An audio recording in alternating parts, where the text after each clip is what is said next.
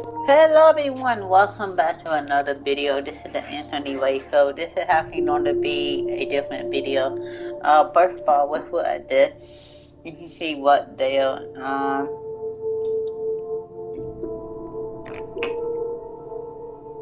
right.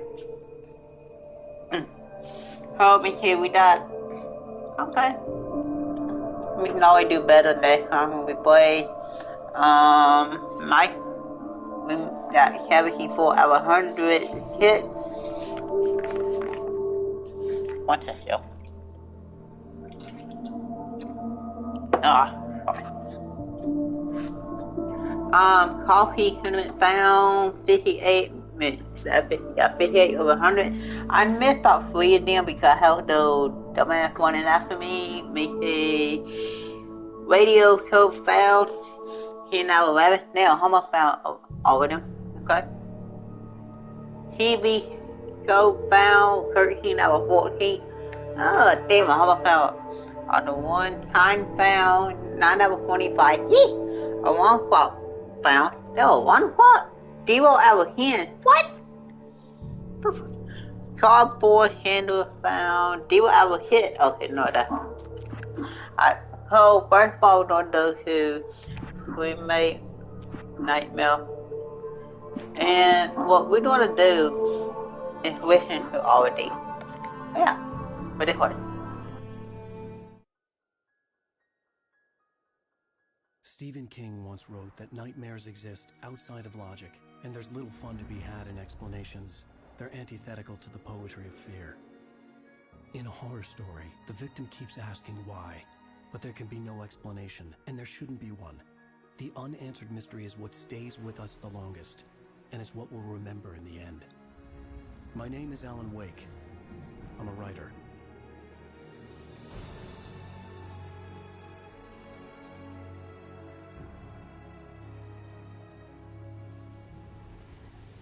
I've always had a vivid imagination, but this dream unsettled me. It was wild and dark and weird, even by my standards. So yes, it began with a dream. Following a typical nightmare pattern, I was late, desperately trying to reach my destination, a lighthouse. For some urgent reason, I couldn't remember. I'd been driving too fast down a coastal road to get there.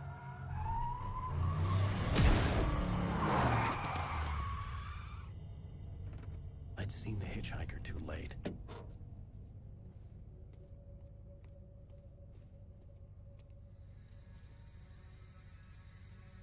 He was dead. I was convinced they'd put me in jail and I would never see Alice again.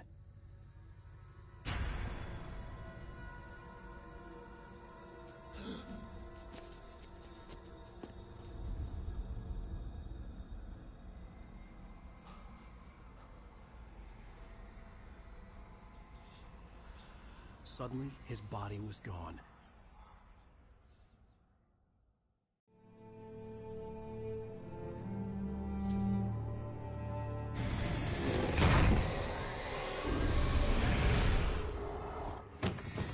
Oh no! Stop! No! Damn it, die! No! No! No!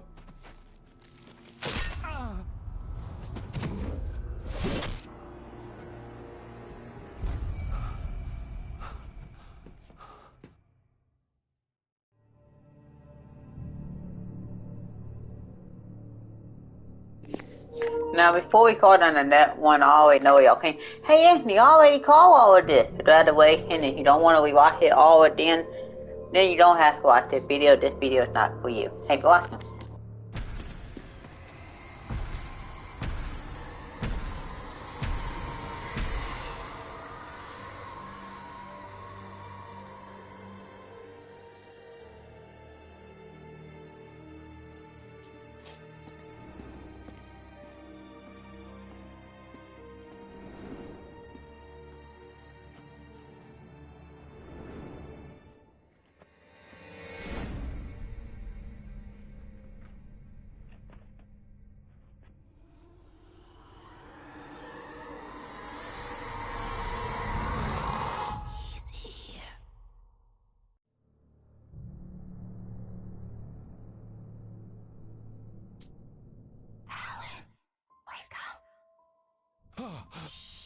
Baby, just another nightmare.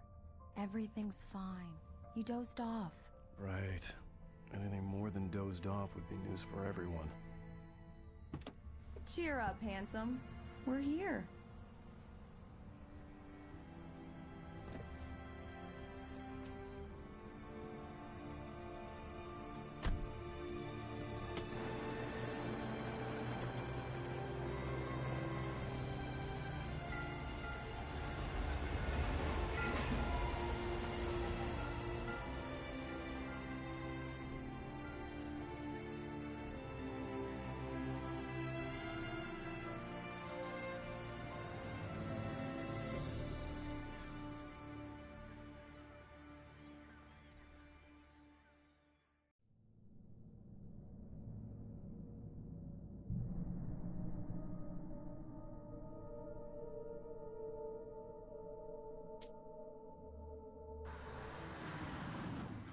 We need to stop at the local diner to get the cabin key from the landlord, a Mr. Carl Stuckey.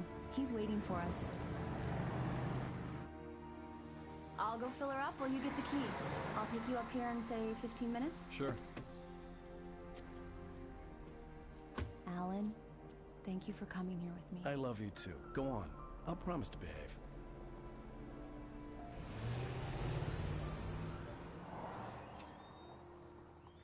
I'd forgotten there were still places like this. Towns where everybody knew everybody. Welcome to the Oh Dear Diner. Hi, I was wondering if you could help me. I'm looking for... Mr. Wake, Alan Wake. Oh, God, I am your biggest fan. I know people say that all the time, but I really am. I'm glad to hear that. Rose. Rose, I'm looking for Mr. Stuckey. Carl Stuckey? Carl? Oh, of course, Mr. Wake. He must have gone to visit the restroom. He'll be back in a moment.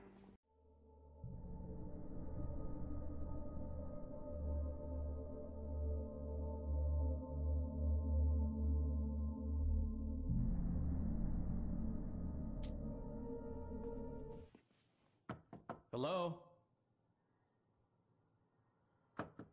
Mr. Stuckey? Carl couldn't make it. Unfortunately, he was taken ill. But I have the key for you and instructions on how to get to the lake. Okay. I wish you a good stay in my cabin. I'll come by later to check how you've settled in. And to meet your wife. I insist. Thanks.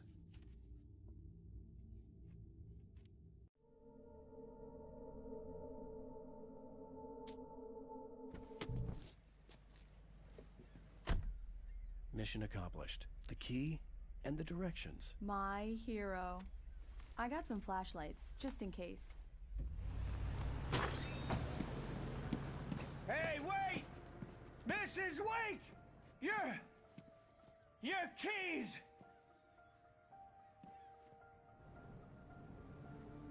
That diner was a real nut house.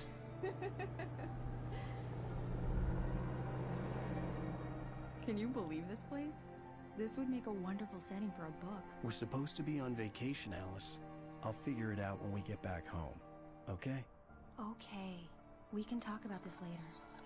Bad man here on KBFF. I didn't want to talk about it. I wanted to bury my head in sand. Here's another one of my favorites to go with it. Once upon a time, I was a successful writer, but that was a long time ago.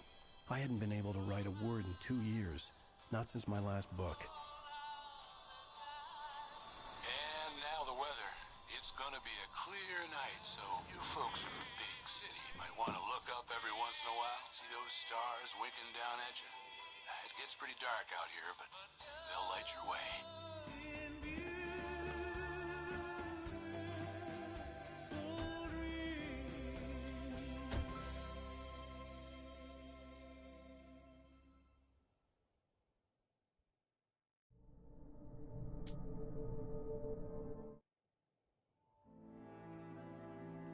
It was a beautiful place.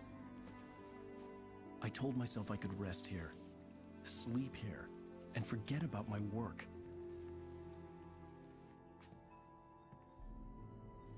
I thought we could be happy here.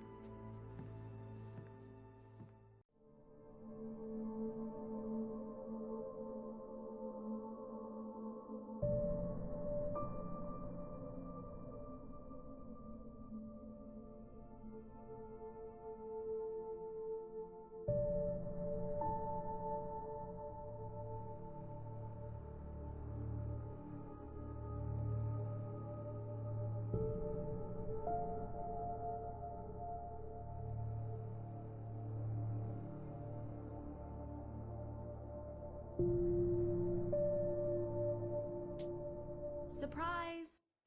Alice? What is this? I guess I have a small confession to make. I thought maybe you could write here that a change of scenery would get you past... Damn it, Alice! Everyone Hey, keeps... hey! Just hear me out! There's a local doctor, Dr. Hartman. I read a book of his. He has a private clinic here.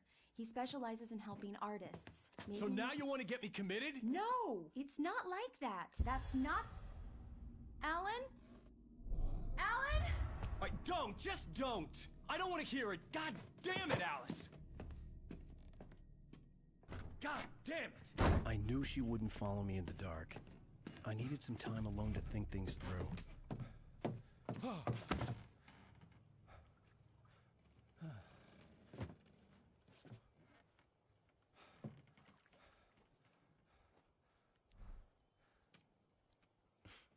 Damn it.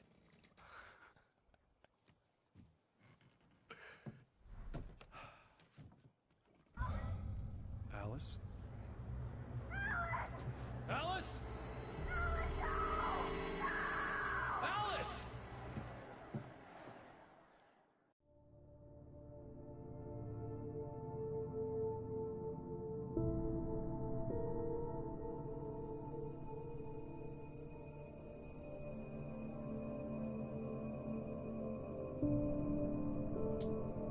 Alice? Alice?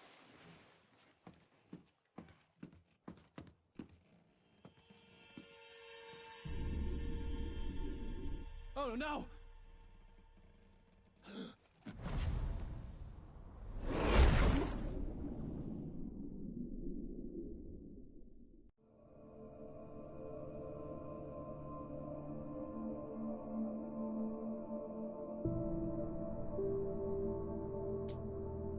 Keep going, Alan. Wake up. Alice?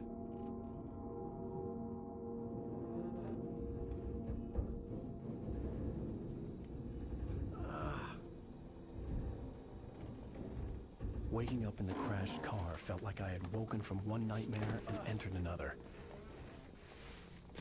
I couldn't remember how I got there.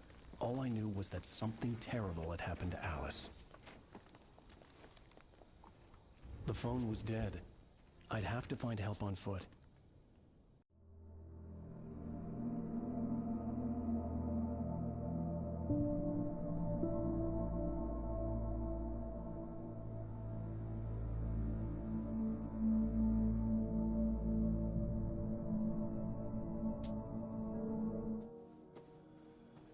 Hello? Is someone there?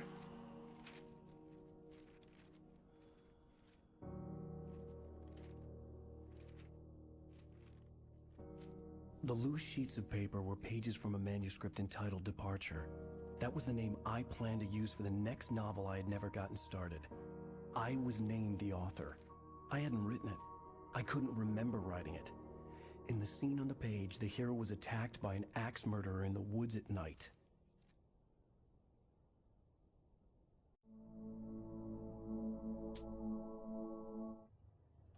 Hey! Hey, you! Phil! There's been an accident. I need help. Listen, Deposit. I need to... Premium cabins for rent in... Oh, hell. Carl Stuckey. Pleased To meet you. Non-refundable reservation deposit required. Fair and square.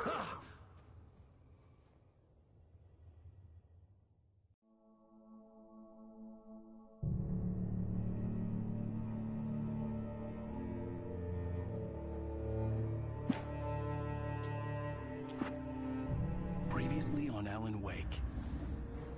I came to Bright Falls with my wife, Alice. Thank you for coming here with me. I thought maybe you could write here. I don't want to hear it! God damn it, Alice! Now, she's missing. Alice? Alice? I woke up behind the wheel of a crashed car. I'm missing a week. I was attacked by shadowy men straight from a nightmare. The sheriff took me to the lake Alice and I had stayed at. But the cabin had disappeared.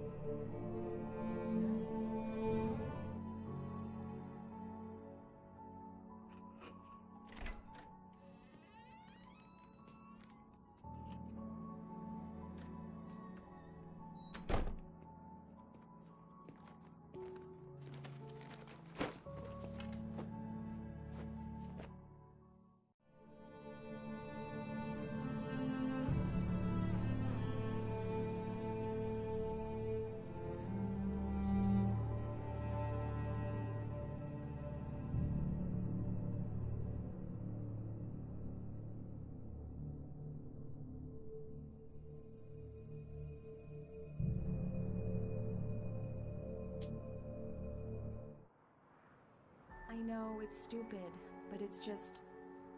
Especially when I'm not prepared for it, you know? It gets to me. I love you. Tell me a story, writer. Okay. I used to have these nightmares when I was a kid. The dark really spooked me, too. When it got really bad, my mom gave me this old light switch. She called it the clicker. The clicker, huh? Yeah. If I ever got scared of the dark, I could just flip the switch and a magic light would scare the monsters away. Oh, sure. Here it is. Alan. Maybe it'll help you, too. Yeah, nice story, writer boy. You made that up right now, didn't you? No. Seriously. I love you, even if you are a liar. Thanks for this.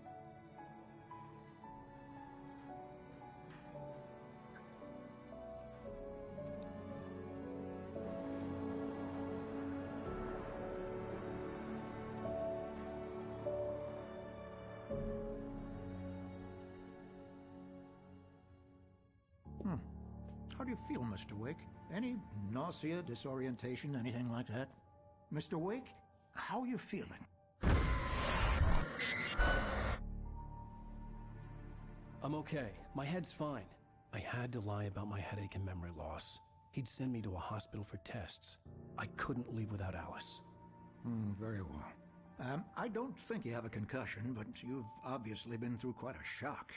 You should take it easy for a couple of days. Thanks.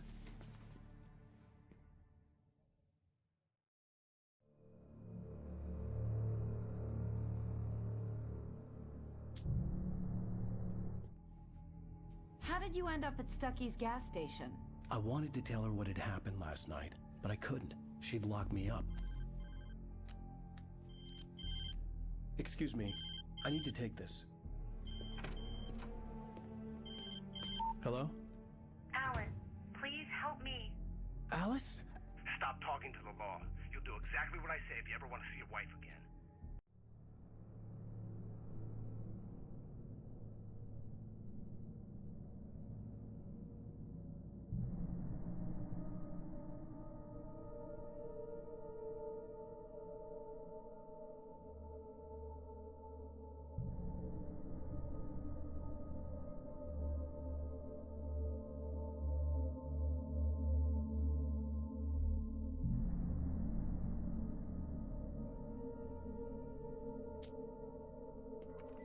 Are you feeling any better, Mr. Wake? I'd like to leave. Am I free to go? Well, we still need to talk about... Am I under arrest? No, of course not. But I need to know where you'll be staying so I can get in touch with you. I'd avoid the motel. The Majestic is known for its roaches. The cabins at Elderwood are pretty nice, though. That sounds perfect. I'm Dr. Emil Hartman. I'd like to invite you to stay at Cauldron Lake Lodge. Did you talk to my wife? I had the pleasure of discussing your situation with her on several occasions. Did you set something up with her? I invited her here. My clinic is a place where... Oh, hey! Oh, my! Take it easy. Hey, nobody move! Get your hands off of my client! Who are you? I'm Barry Wheeler, his agent. If you have business with Mr. Wake, you talk to me.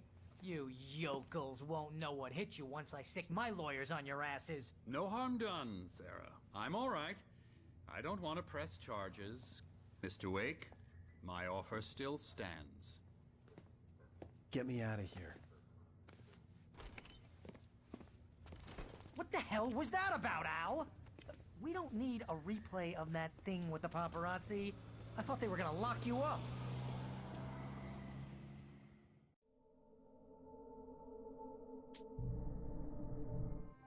I had to talk to someone. I told Barry everything. He thought I was certifiable, but when he heard about the manuscript, I had him. The fact that I'd written something, even if I couldn't remember it, was enough for him. He smelled money. And he believed that Alice had been kidnapped. Anything beyond that was another story. I had a midnight appointment with the kidnapper in a place called Lover's Peak, somewhere in Elderwood National Park. The plan was to rent a cabin. I don't like it, Al. I don't like any of it. It's not good. In fact, it's the absolute opposite of good. Mr. Wake! Barry, you found him! Hi, Rose. Oh, wow. I was just thinking about you, too. Great. I was just bringing Rusty some coffee. He's on the balcony, looking after Max. Poor thing. I really need to go. Great to see you again, Mr. Wake. Later! Who's Max?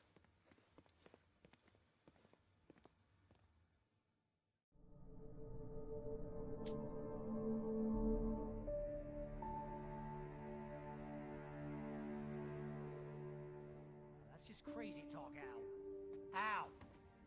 Al? We should go to the sheriff or call the FBI. Damn it, Barry, they'll kill her! This is not a goddamn debate, Barry. I'm going to Lover's Peak. He said to come alone. Okay then. I understand. You're my best friend, and I'm worried that you're not right in the head. Tell me what to do to help, and I'll do it. You stay here, and if I'm not back by morning, call the cavalry. Achoo!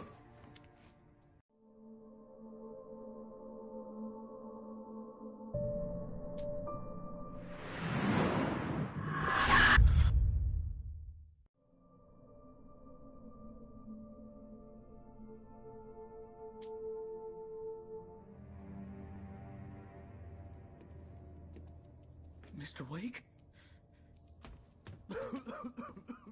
Oh, hell. It happened just the way it was on that page. I found. Came true. It knew. So dark. It'll come back for me. You must. The lights. In the office. I have the key. Okay, Rusty. Hang on. I'll be right back.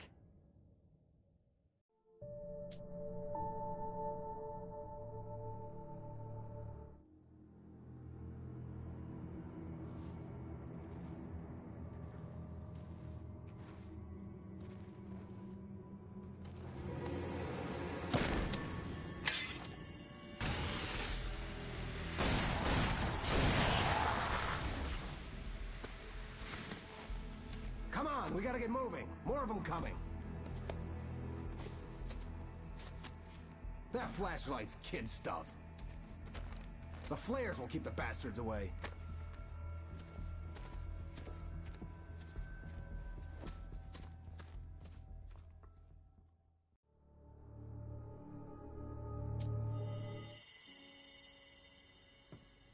Let's cut the act now. Where's my wife? I knew you were gonna say that. I read it all before. You're a hell of a writer. Congratulations. You're gonna bring about something glorious and terrible once we get you some proper editorial control. What the hell are you talking about? Where's Alice? I want the entire manuscript, or she's gonna suffer bad. You touch her and I'll...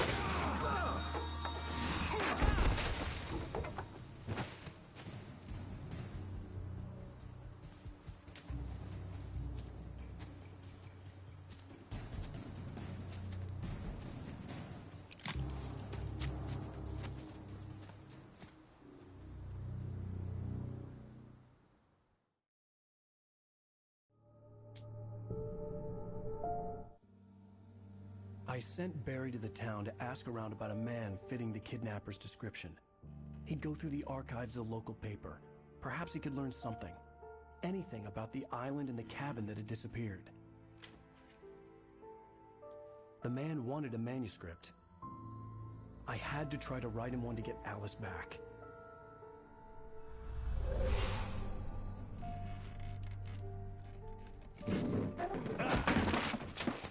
For me, the supernatural had always been nothing but a metaphor for the human psyche, a tool to use in writing fiction. Now, it was happening for real, and I couldn't put a single word on paper.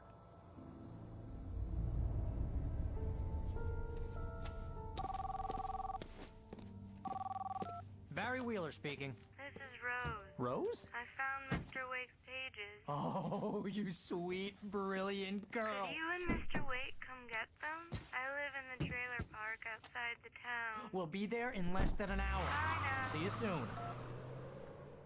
Have a great day. Hope you come back soon. Welcome to the Oh Dear Diner. Good girl.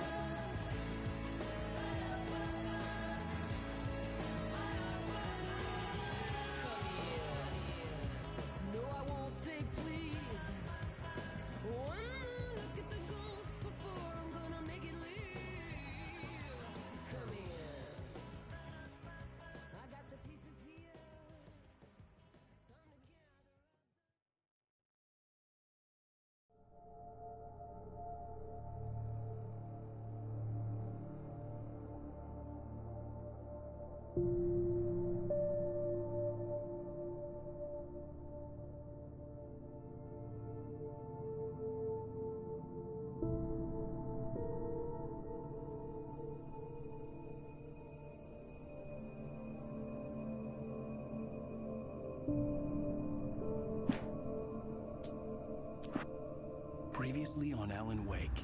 Alice has been kidnapped. Alan, please help me. Alice? You'll do exactly what I say if you ever want to see your wife again. I can't tell anyone except my agent Barry. Damn it, Barry, they'll kill her! You're my best friend, and I'm worried that you're not right in the head. The ransom is a manuscript I supposedly wrote that's coming true before my eyes. It happened just the way it was on that page. So dark. I have found only a few scattered pages. I want the entire manuscript. The deadline is in 2 days. I found Mr. Wake's pages. Good girl.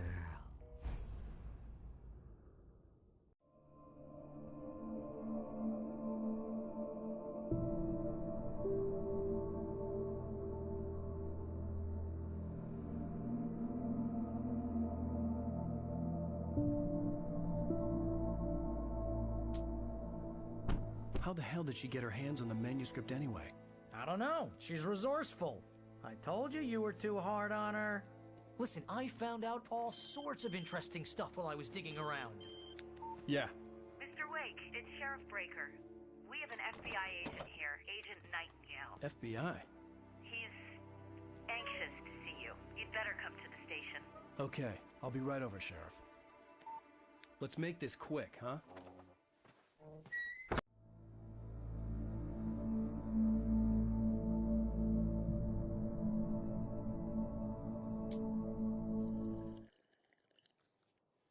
Hey, this is really good.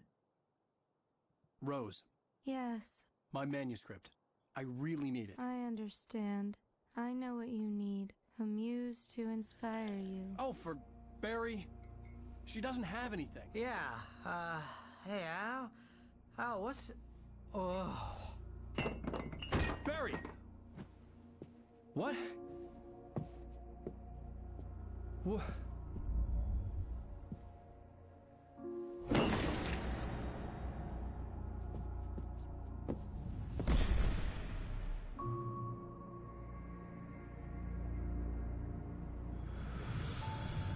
It's coming for you, hiding in my barber's skin. I'm too weak to stop it. You must turn the lights on. I promised I'd come visit you and your lovely wife. You must finish what you started. I insist. You must turn the lights on. Turn the light on. Back to work, boy.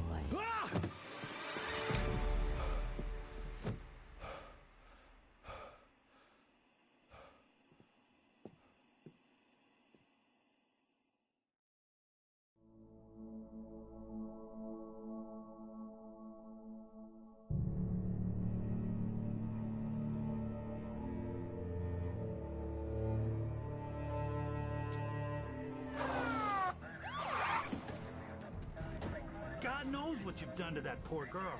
This is Agent Nightingale, FBI! Get him up, Hemingway! You're under arrest! You move a muscle, I'll unload right in your goddamn face! Stay right where you are, Lane!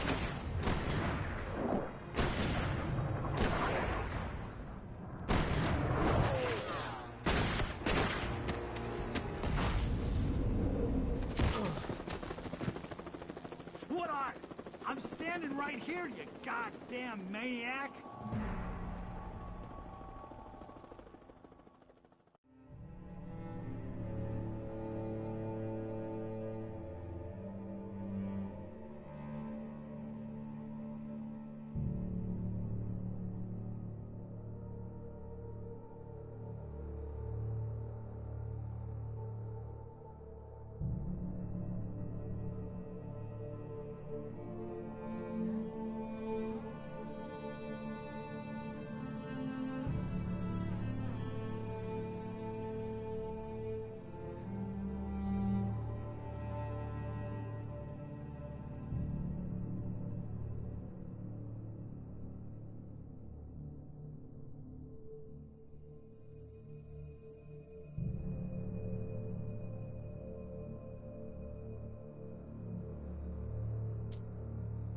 I'm so glad you could find the time to do this, Mr. Wake.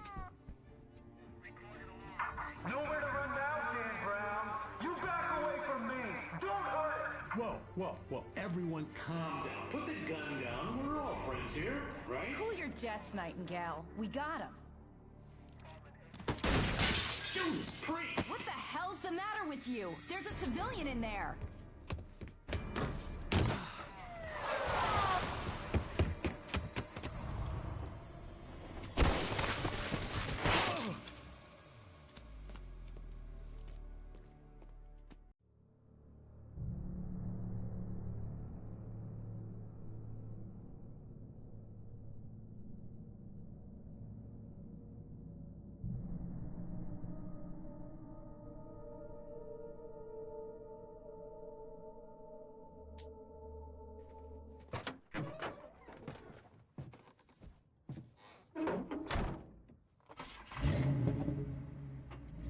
I had never been this glad to see the sunrise. I had a couple of hours to get to the coal mine.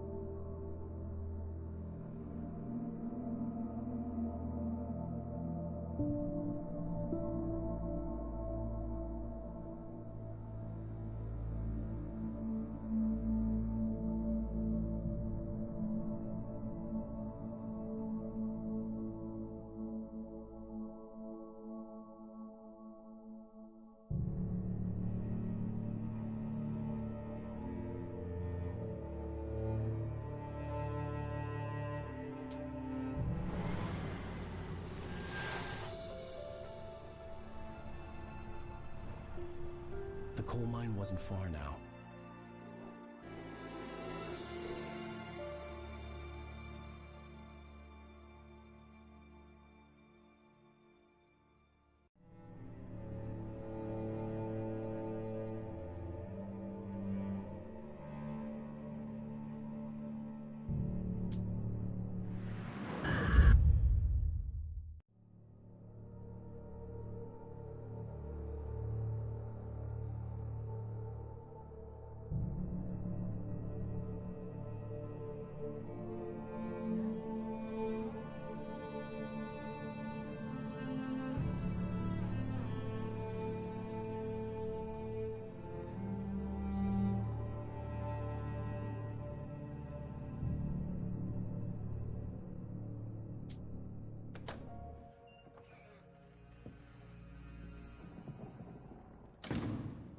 I didn't want to go outside. Cops had to be looking for me. The noon sun turned the place into a sauna.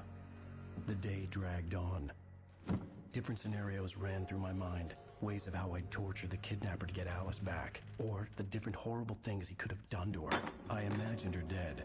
I had no way of knowing she was still alive. It was killing me. I was running on blind hope. It was all a waste of time. The bastard never showed up.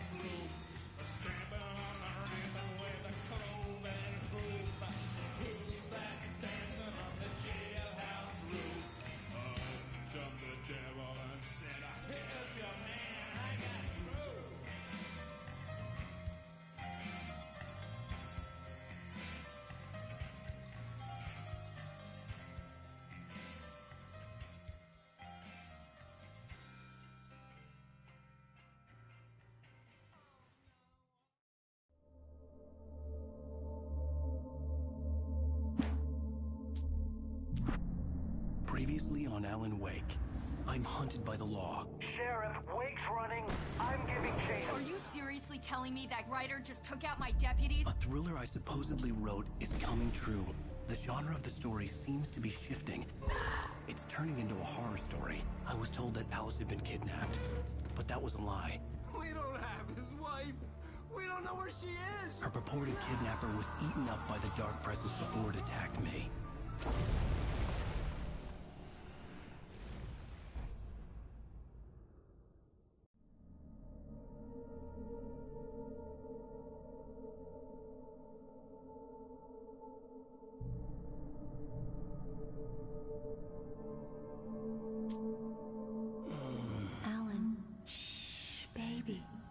just a nightmare. Alice. There you go, Alan. Hartman. I fell. I had to give you a sedative. Don't fight it. You went through another rough period. What? Right now, it's very important that you stay calm. We don't want you to have another episode. You're a patient at my clinic. Have been for a while now. The shock of your wife's death triggered a mental illness. No, you're lying. You're suffering from various symptoms of undifferentiated schizophrenia. Bastard. It's okay, Alan. Just let go.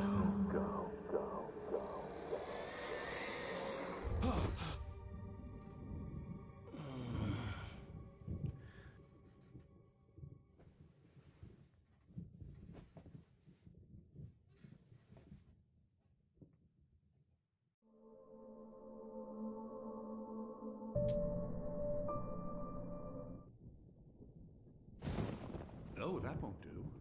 I'm so sorry to cut this short for now, Alan. The power has been acting up. I'd better go check on it. We'll continue this soon. Meanwhile, when you feel up to it, return to your room and try to write. It really is for the best. Don't you think?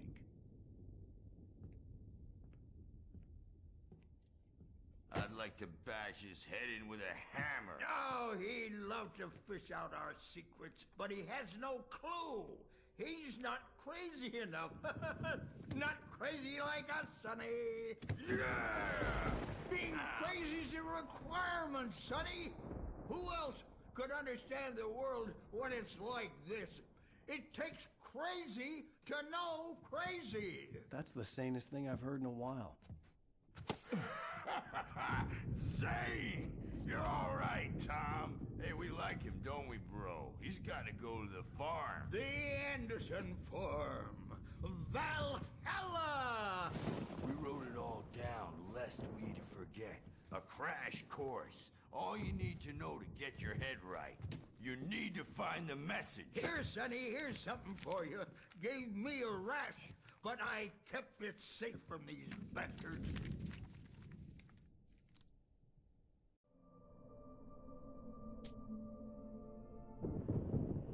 The white glare of the blank page in front of me hurt my eyes. My hands began to shake uncontrollably. Everybody calm down. Put that down. Bert, I need help.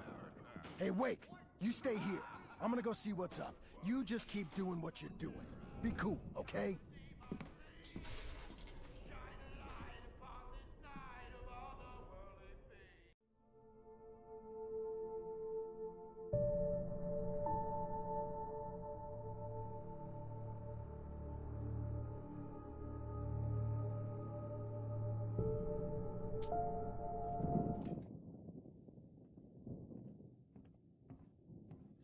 These were all the pages I had on me. And more.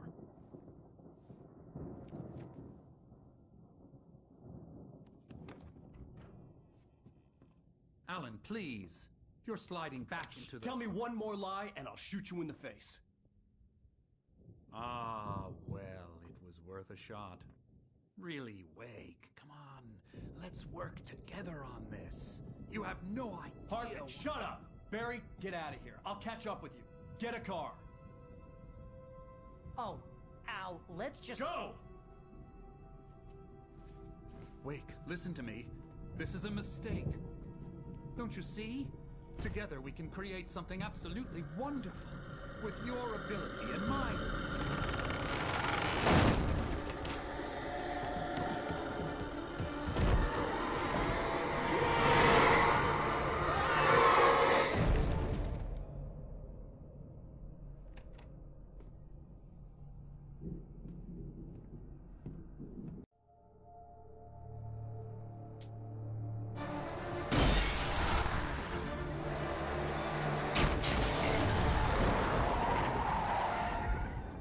Al, please tell me we're headed for the nearest "You're now leaving Bright Falls. Come back soon" sign. We're going to the Anderson farm. I knew you were gonna say something like that. You know what? You owe me big time for this. When this is through, if we make it, I don't care what anybody says, I'm done with darkness. You're gonna buy me a tanning bed as a gift, and I'm gonna live in it.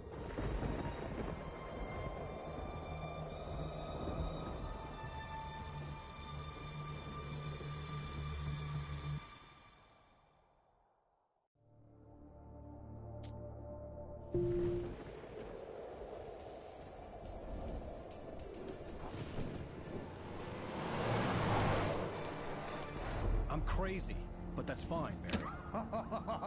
Oh, you got that right, Al. You're barking mad. You are by far the craziest... But maybe that's inevitable when you deal with crazy stuff like this. It helps. This is happening, Barry. Alice, they never had Alice. She's trapped in the darkness at the bottom of the lake, but she's not dead. Al, how can you know that? I know, Barry. I can... Al, No, listen. I can bring her back. I can find her.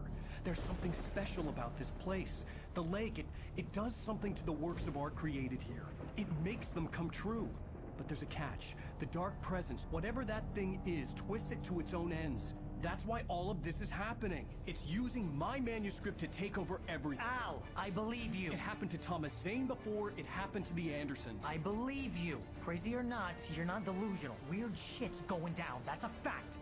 I'm on board, man. I'm with you. The Andersons knew about it, but they were too far gone to tell me with all the drugs they were on. But they wrote it down. There's a message somewhere at their farm, Barry. We just need to find it. Look out!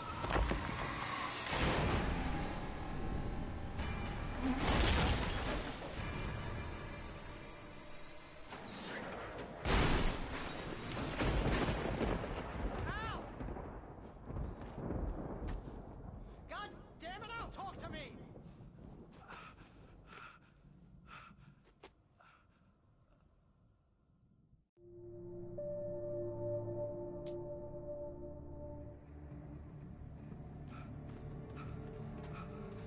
Al! Run! Incoming! There's too many of them!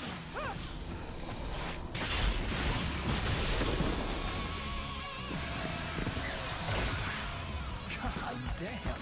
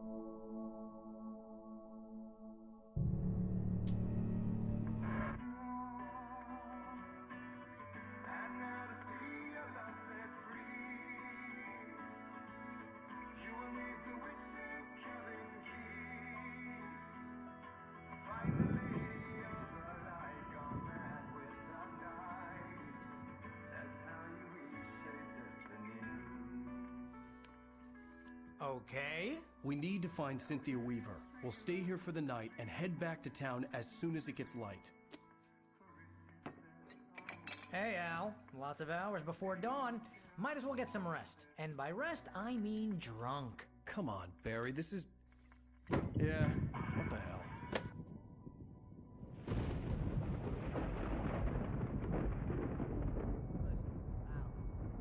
I'm sorry about Alice. No, seriously, because I know we don't get along, but we're gonna find her, right? And even though you're a crazy bastard, I'm gonna stick by you, no matter what, ever, Al. Sure, like a brother. I'm a writer, goddammit. Correct. If I just wanted to, I could write 10 books a year. And they'd be the best books that year. No, you couldn't. That's right, I couldn't. But I could, because I'm a writer. What? What do they put in this stuff? feel like my brain is coming out of my nose. I'm gonna get the... Mr. Barry, I just want her here with me. I know, Al. I know. It's gonna be okay. We're gonna make it okay.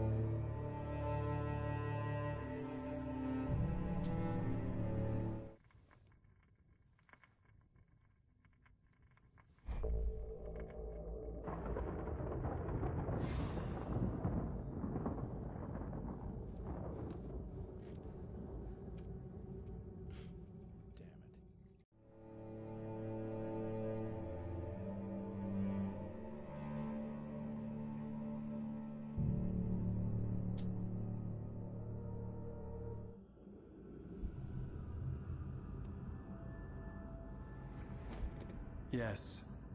All right. I'll fix it. I'll bring her back.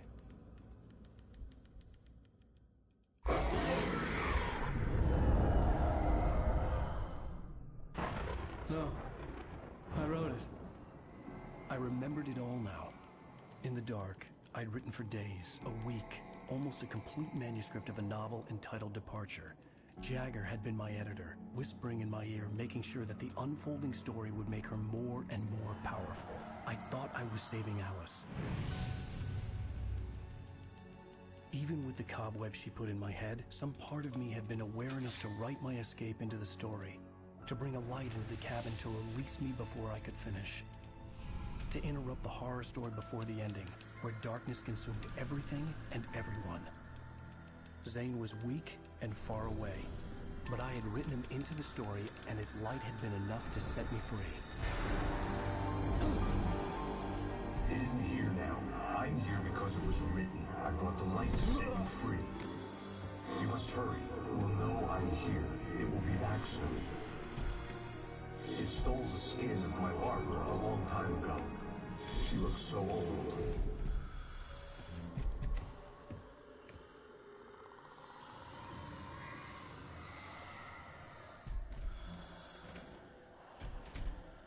I had woken up, confused and groggy, my mind consumed by darkness and fear. All I could do was to escape.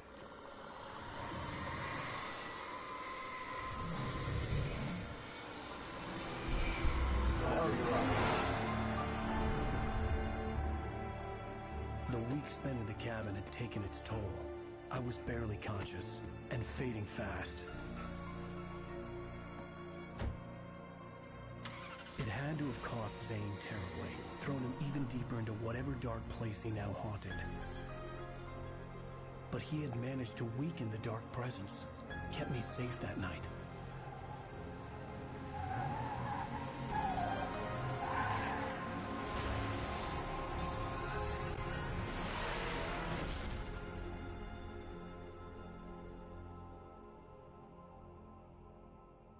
I wrote it. It's my fault. That's right, James Joyce. It's your fault, and you're gonna pay for it.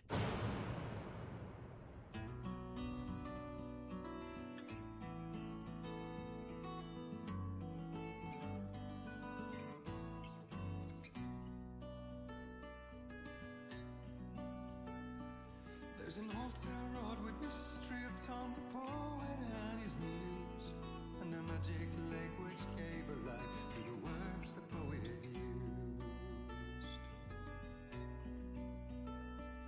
Now the muse she was his happiness, and he rhymed about her grace, and told the stories of treasures deep beneath the blackened waves. Till in the stillness of wonder, still in its misty crown, the muse she went down to the lake, and in the waves she drowned. And now to see your love set free, you will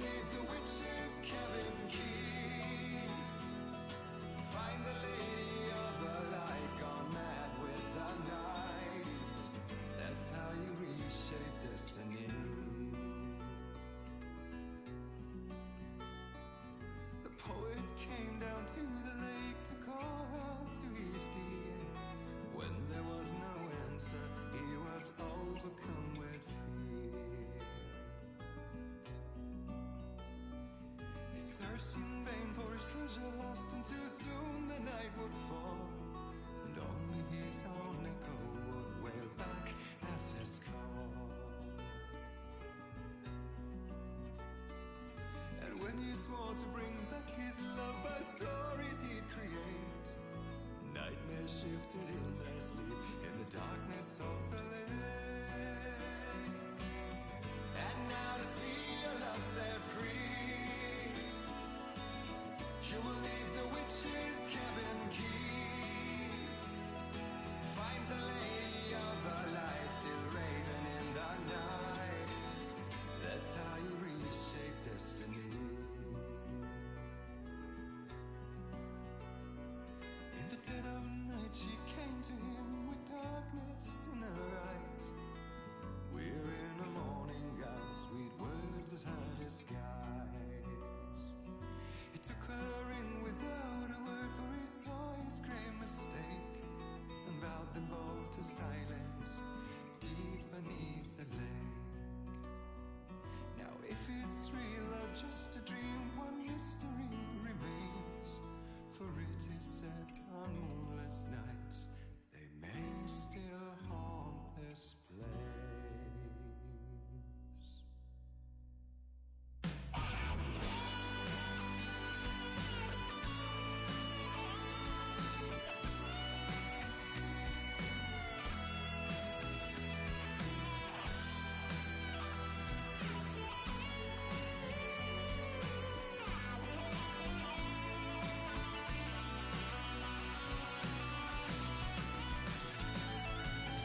And now to see your love set free,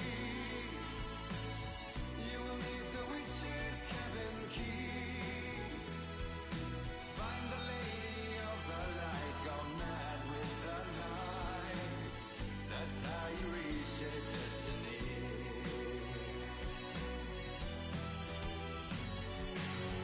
And now to see your love set free, you will need the witch's cabin key. Find the lady of the light still raving in the night. That's how you reshape destiny.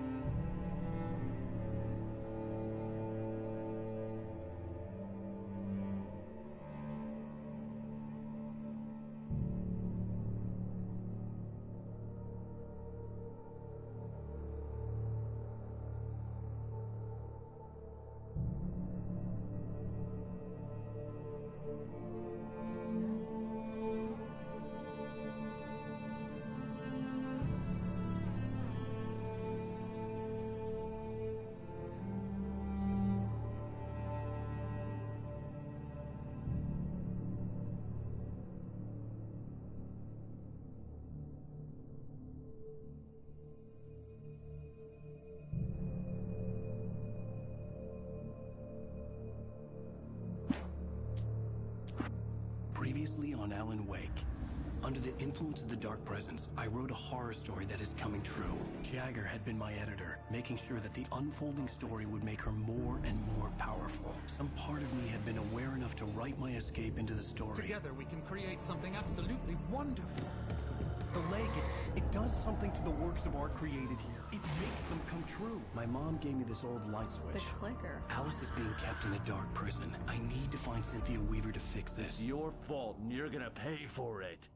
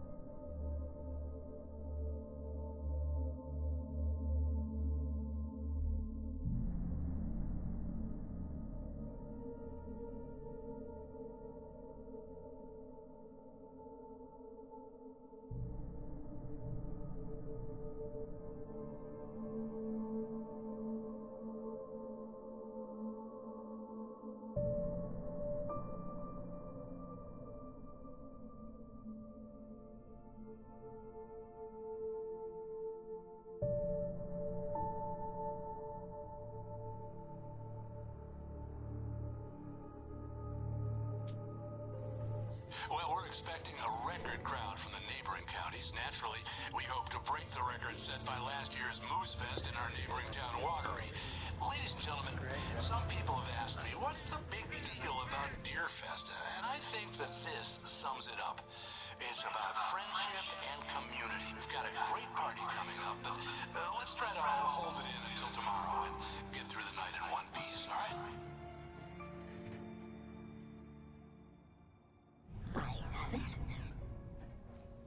Someone will come for it when the time is right. Thomas said so. He wrote it. The key is insurance. It's my job to keep it safe. Safe in the light. Always in the light. Hello.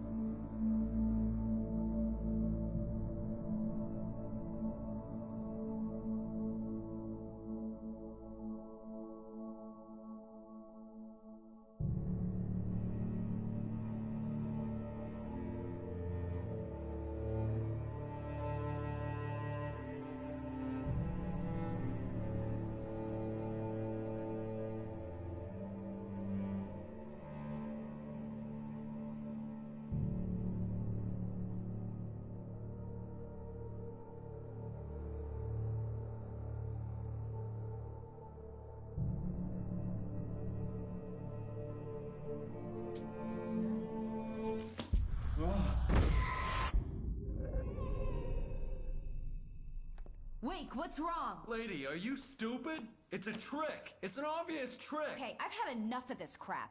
Wake, I'm gonna trust you with this. You're joking. Agent Nightingale, your opinion would matter more if you were sober and if I actually believed you were here on official business. Whoa! Get back in the cell, Stephen King. The only way you're leaving this place is over my dead... Wait a minute.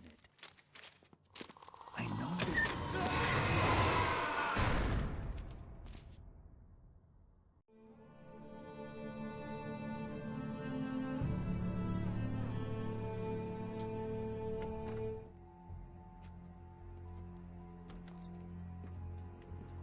Barry? Why isn't he inside? Oh, God. Oh, God.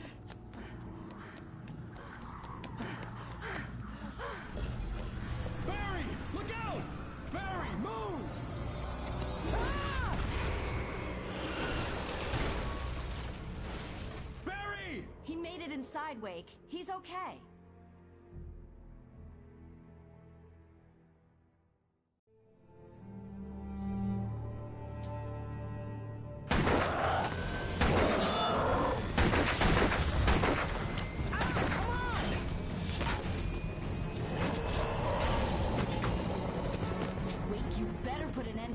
Just get me to Weaver, Sheriff. You're taking a big chance on a local crazy lady, Al. I hope you're right about her, or we can kiss this town goodbye.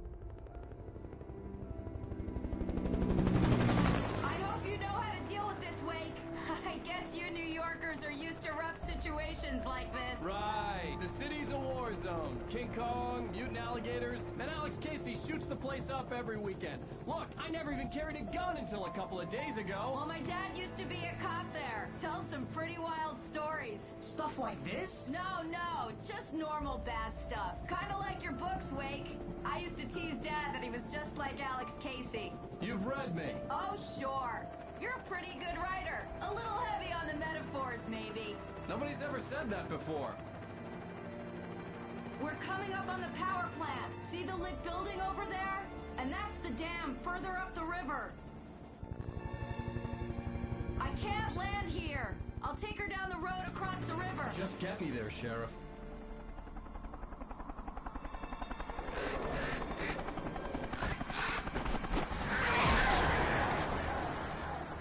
Hold on! Ow! Son of a bitch!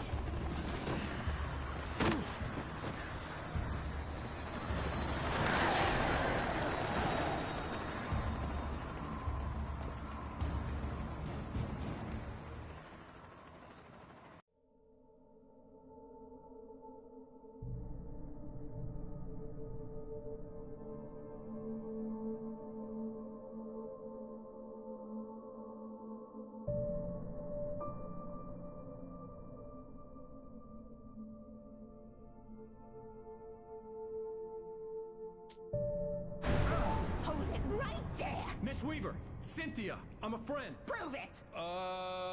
You knew Zane, Thomas Zane. You're the Lady of the Light in the song. You can help me.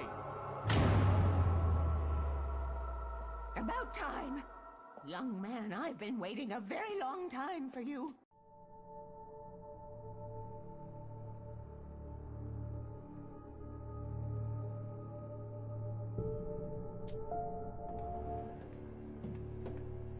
This pipe will take us directly to the well-lit room. Okay, I need to call my friends, tell them where we're going. Hello? Al! Barry, we're headed to the dam in one of the pipes. Meet us there. Okay, I'll tell Sarah. It's Sarah now? Whoa! No! For the sweet love of... Barry! Barry! We gotta go see if they're okay. They're probably dead. You must reach the well-lit room. This is no time to be a selfish idiot. That's my best friend.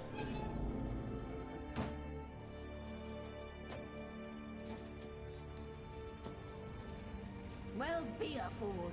I'll use the pipe. I'll meet you at the dam if you make it.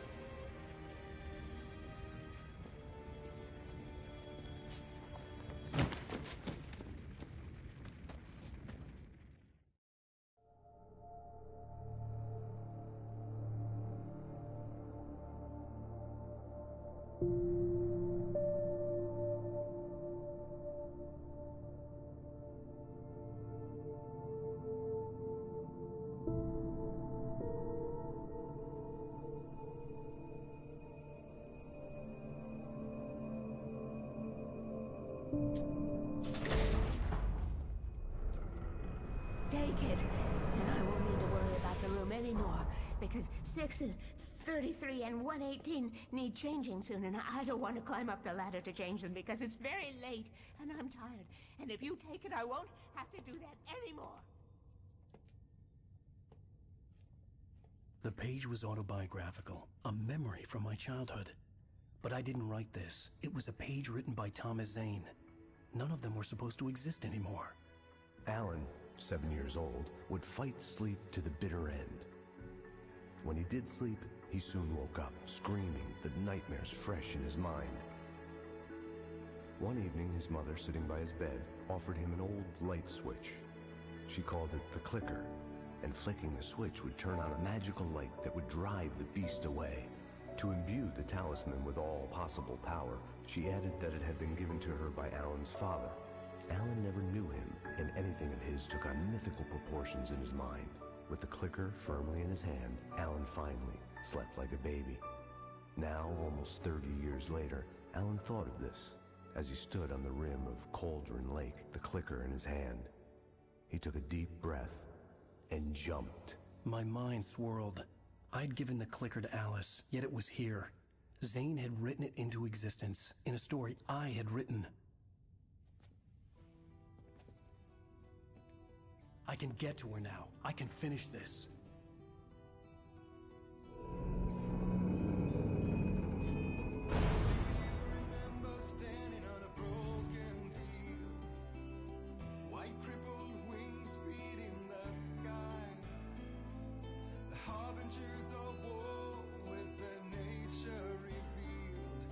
Chances flowing by. If I can let the memory heal, I will remember you with me on that field. When I thought that I fought this war alone, you were there by my side on the front line. When I thought that I fought without a cause, you gave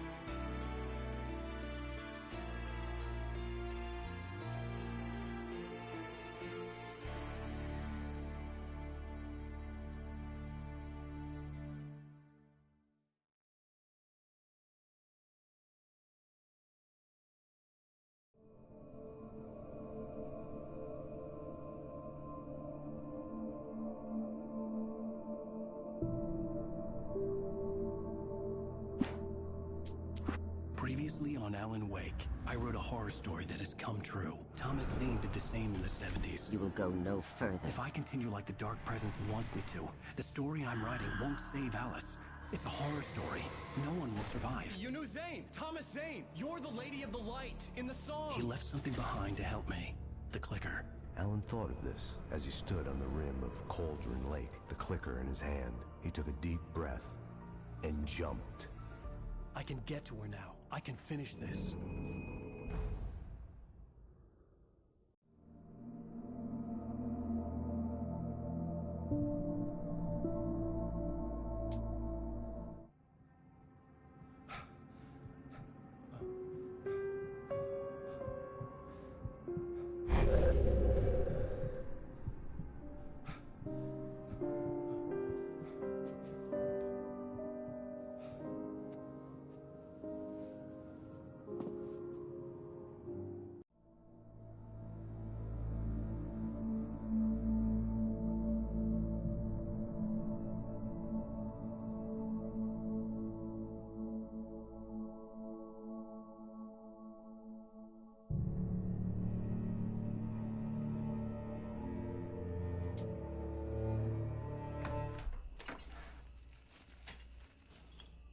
What?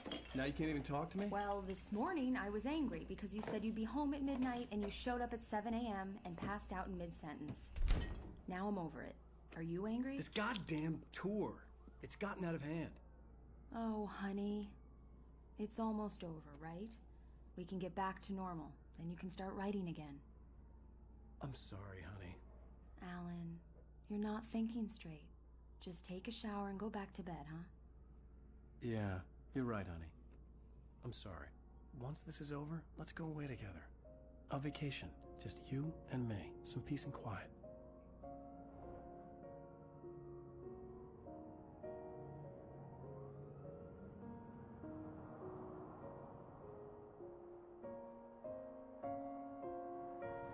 Somehow, the clicker was the key to the cabin.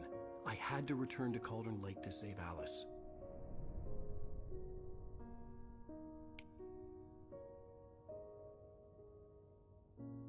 I'm going back to the lake to finish this. I'm going to write an ending to the story in the manuscript on my own terms, to make it all right. Why can't you just write it here? The last page is still in the typewriter. I need to read it first. Everything needs to be just right. Zane tried to cut some corners, and it didn't end well. Okay, ready when you are. I'm sorry, Sarah, but I need to do this alone. Barry, take her gun. Miss Weaver, close the door when I leave.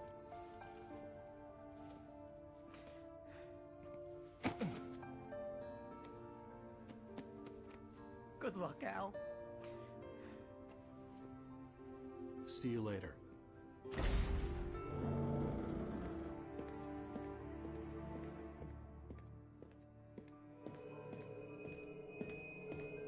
When I got out, it was warm and sunny. I'd flicked the switch of the clicker. Had it done this? I didn't stop to question it. I had to take advantage of the sunlight to get to the lake. On Zane's page, I'd stood on the rim of Cauldron Lake, about to use the clicker. That's where I was headed.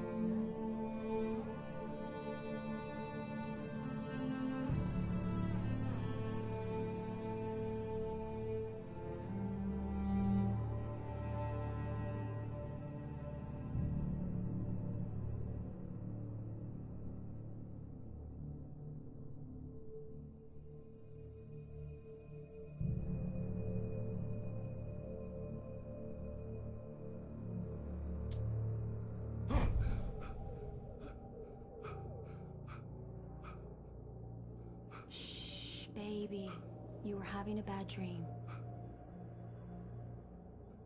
It was just another nightmare. No. Everything's fine. You're home. It wasn't a dream. Everything's fine. Turn the lights on. Turn the lights on!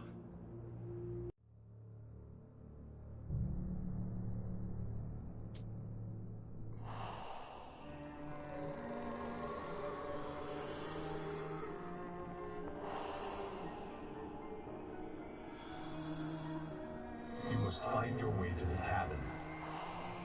It stands in your way. It won't let you pass. It has no heart. It's filled with darkness. You must fill its heart with light.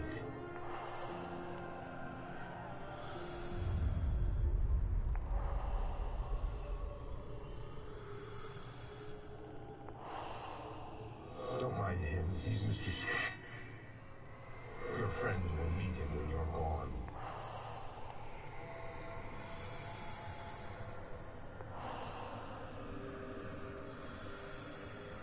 Use the clicker.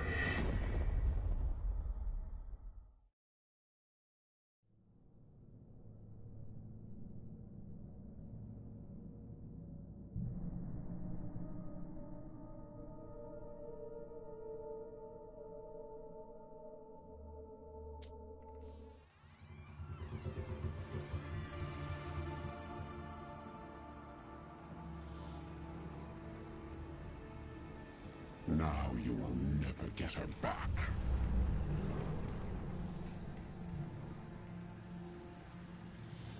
I am much older than you. Older than your first work of art. I will find a new face to wear. Someone else to dream me free.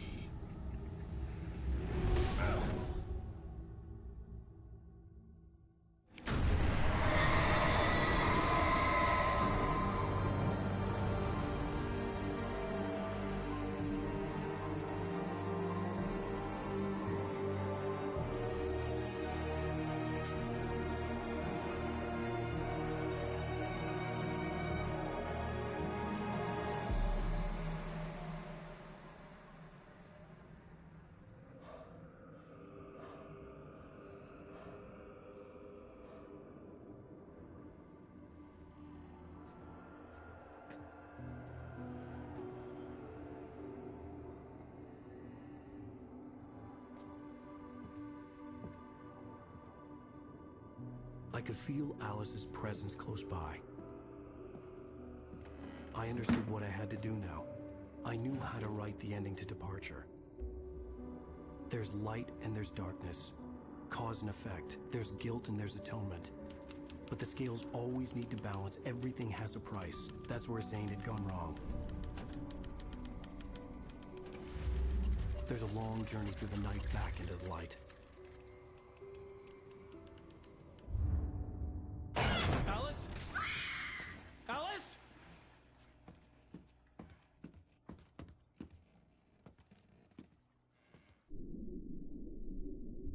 Oh no!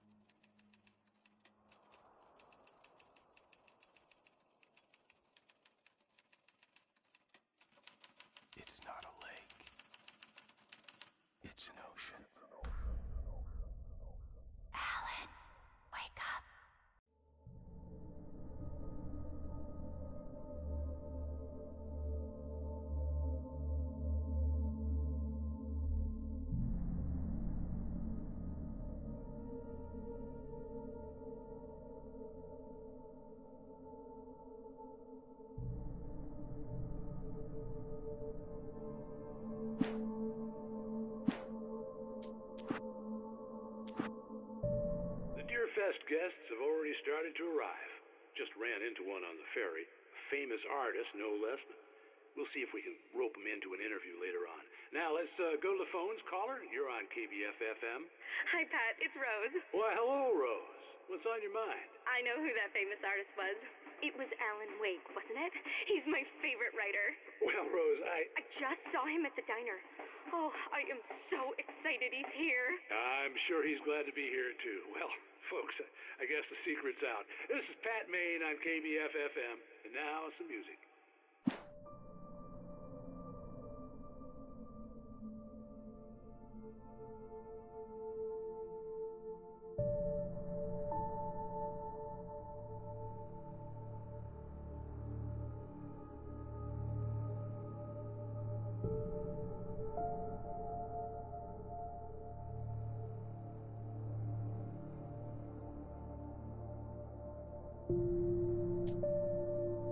Well, I was just outside for a breath of fresh air, and what a night.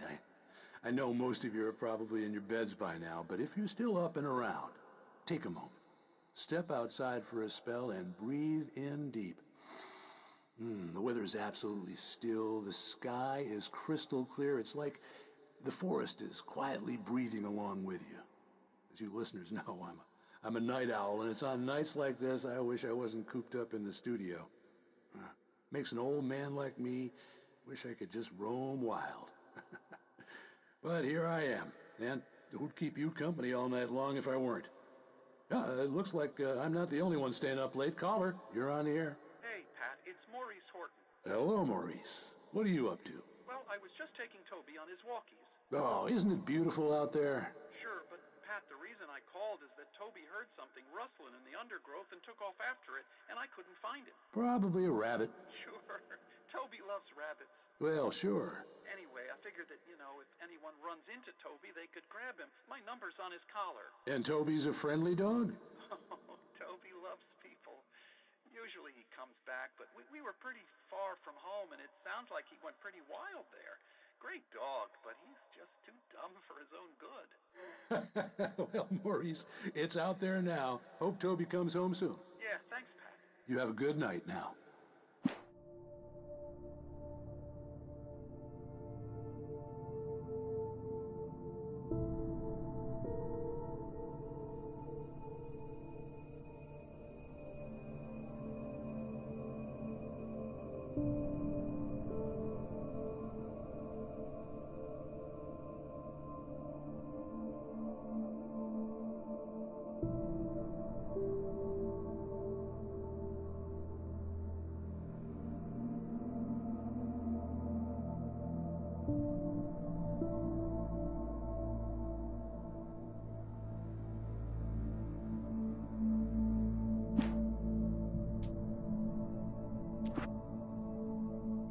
It's been another long night, and it's about time for me to sign off for a while. God knows I need my beauty sleep. Just one more item before I go. It's been a busy night for the sheriff's department. We've had a few broken windows, even a report of shots fired on Main Street. Deputies Mulligan and Thornton had to deal with two intoxicated young men who were celebrating the completion of their Deerfest float. Now, folks, we get this every year. I know it's exciting that the big day's almost here, but let's save it for the party and leave the gunplay for the shooting competition, huh? There's no point in getting all worked up yet.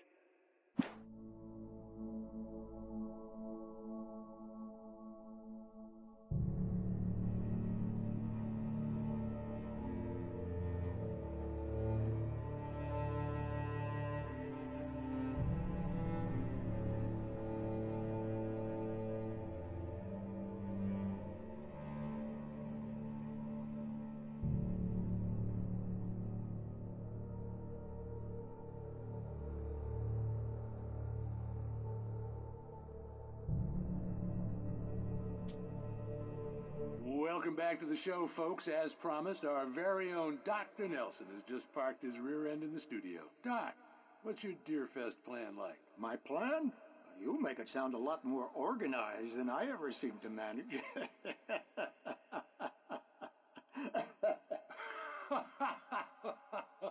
Oh, yeah. Oh, you old No plan, really. Just taking the atmosphere. I'm getting a little too rickety to do much more than that, you know. Oh, tell me about it.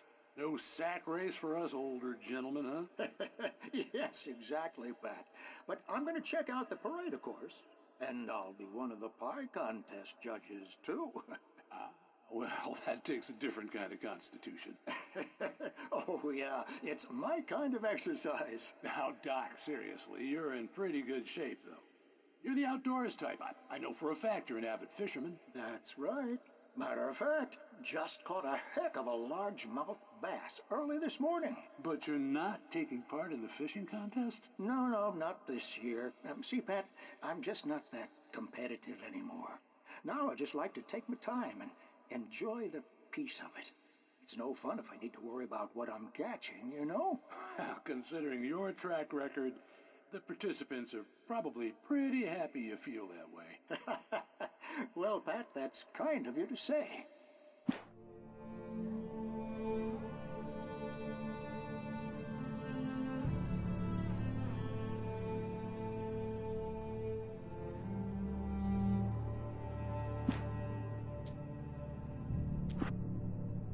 I just stepped outside to catch a breath of fresh air, and let me tell you, the weather's getting heavy.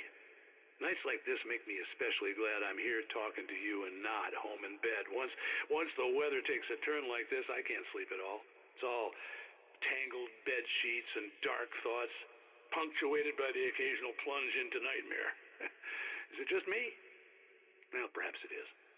But I hope I can make the night a little bit easier to get through. Caller, you're on KBF FM. Hey, Pat, it's Walt Snyder. What's on your mind, Walt? Well, I am the way you are, but, I can't sleep either, you know? I just been staring out the window here, trying to make sense of it all, but, I ain't been drinking either, you know, I just... Well, you sound like a man with a problem, Walt. I had argument with Danny, Danny, and, then I got in trouble with the law, and, I'm just, well... I heard something like that, Walt. Yeah, well, he's, Danny's my best friend, and, they let me out on bail today, and now I'm just alone here at the window, waiting. Man, and there's something in the air tonight, man. I was just outside looking up at the sky above our broadcast tower thinking the same thing. What are you waiting for, Walt? I don't know. Something's gonna happen. I think I better go. Well, Walt, maybe... No, thanks, Pat. Well, good luck to you, Walt. Hang in there. Let's take a little break, folks. This weather's really something else, huh?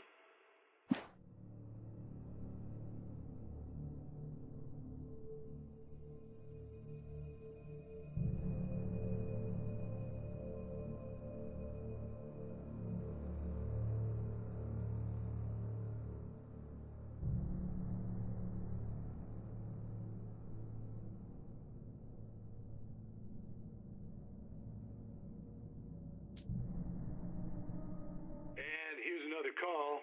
You're on KBF FM with Pat Maine. It's Milt Peabody, Pat. What's on your mind, Milt? Well, I live near the trailer park, Pat, and there's a big ruckus going on over there. Well, that's just up the road from me, too. What's going on, do you know? I don't know, but there's a bunch of police cars there, lots of sirens, a helicopter buzzing around, and I think I heard some gunshots. Gunshots? Yes, sir, like from a pistol. So can you find out what's going on? Because it's just next door and they're popping off guns there. They're still shooting? No, it was maybe 10, 15 minutes ago. It sounds serious, Pat. I'm telling you, it don't sound like no party. Well, I'm certainly going to give the station a call, Milt. Okay. You'll hear it here as soon as I hear from them. Okay, thanks.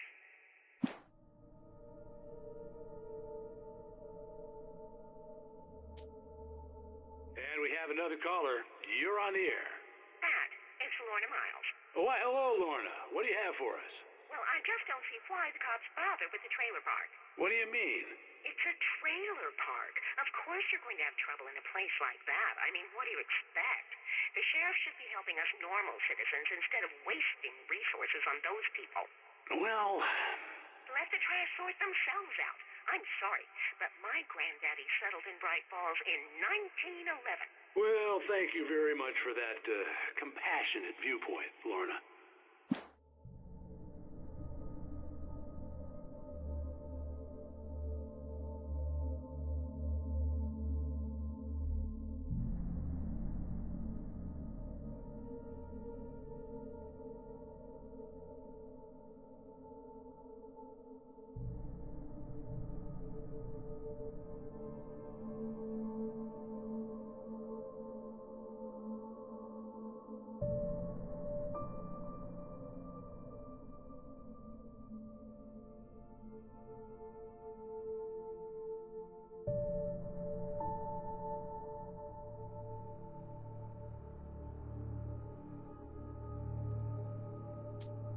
This is Pat Main, and you're listening to KBF-FM. Folks, I want to apologize for kind of abandoning you to that looping music track last night, but I was detained.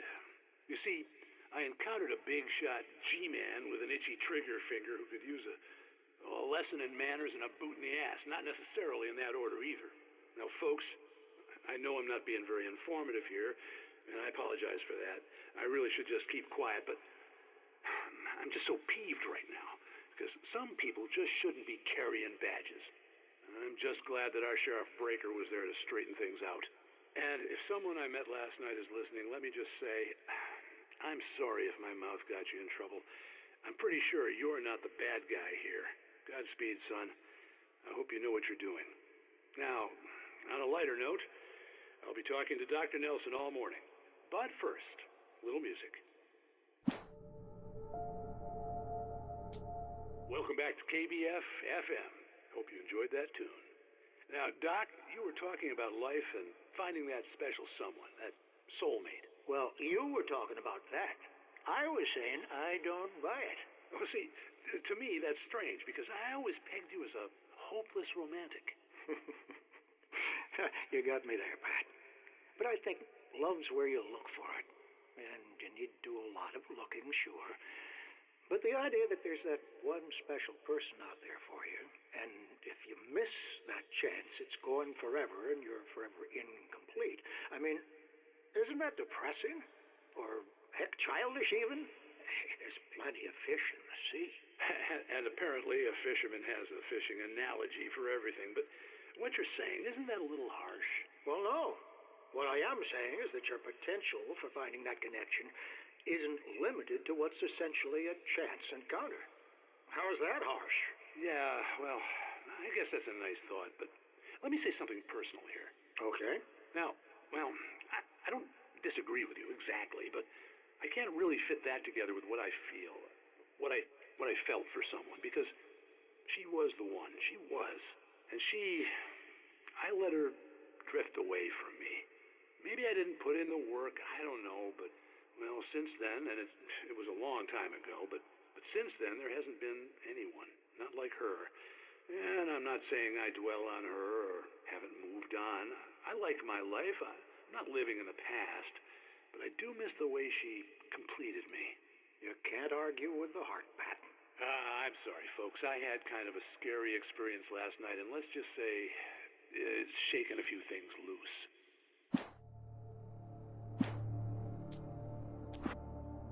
Now, Mrs. Wake, can you tell me about Alan's problems? He's more and more out of control all the time. The parties, he's so angry all the time. He's getting violent. Do you mean with you? No, not with me. No, never. Sometimes I almost wish Alan would take a swing at me, because at least that'd lead to a conversation he couldn't just march out of. But no. Ellen doesn't really sleep. And the work, well, he's not writing at all. He sits there for hours and just gets more and more frustrated. And I can't talk to him. Yes. Tell me, Mrs. Wake. What would you say to him if he'd listen? I don't know. I want to say, I look at you, and it's not you. Just some stranger who resembles you. Looking out from behind your eyes, and I don't like that guy much. And now it's all gonna go to hell. But you don't ever say this. No. I've tried, but he's not listening. He's too deep in his own problems, always going on about something else. I'm so afraid I'm gonna lose him, and we're not even talking anymore. He doesn't let me in anymore. He just keeps me in the dark. I'm so alone here, even when he's home. Please help me, Doctor, because I'm at my wit's end. Well, if you can just get him here, I'll absolutely do my very best. Yeah, but Doctor, you need to be careful with him. He's not just going to listen to you and cooperate. He's the most stubborn man I've ever met. Well, I'll be sure to bear that in mind.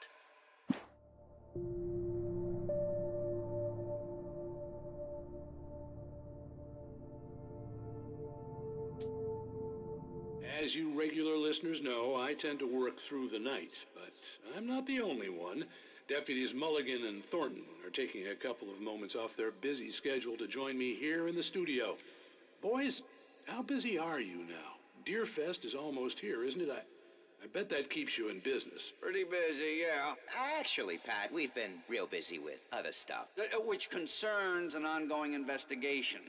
We can't talk about that, Thornton. I wasn't gonna say anything. I was just saying we got, other irons to fry. And how would you compare your workload to last year's? Things have seemed relatively peaceful to me, but people do tend to get a little wild this time of year. Oh, it's wild, Pat. It's pretty wild. There's been all sorts of trouble this year. Vandalism, fighting, public disturbances. A lot of people gone missing, too. Yeah, it's pretty much the usual stuff, Pat. Just, a lot more of it. Now, is it just me, or does Deerfest get wilder every year? People seem to be more drunk, at least, or they start earlier and younger. Oh, it's definitely not just you, Pat, but... Definitely, Pat. Hey, I'm talking here, Thornton. Oh, shoot, I lost my train of thought. Not just me. Oh, yeah, it's wilder, Pat, but actually most of the trouble seems to be coming from grown men. People who ought to know better, Kids are doing fine this year. Well, that's nice to hear at least. Boys, I want to thank you for stopping by.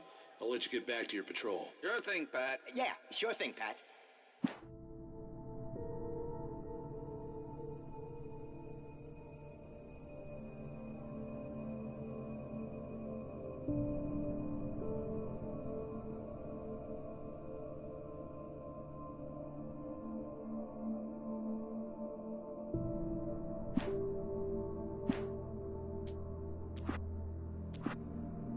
Departure by Alen Wake.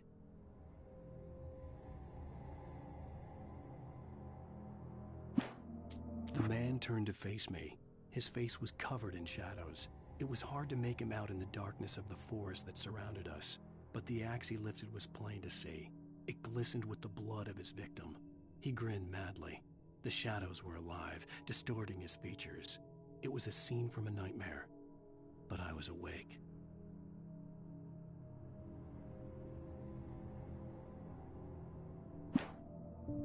The man turned to face me. His face was covered in shadows. It was hard to make him out in the darkness of the forest that surrounded us, but the axe he lifted was plain to see. It glistened with the blood of his victim. He grinned madly. The shadows were alive, distorting his features. It was a scene from a nightmare, but I was awake.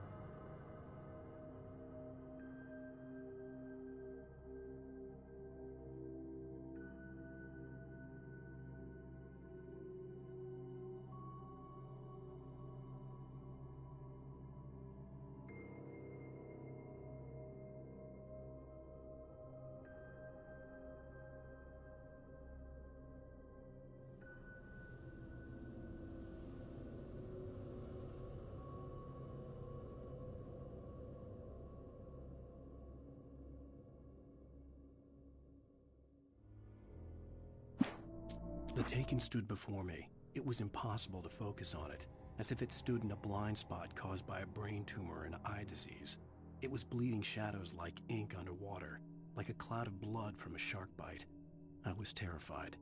I squeezed the flashlight like my life depended on it, willing it to stop coming any closer. Suddenly something gave, and the light seemed to shine brighter.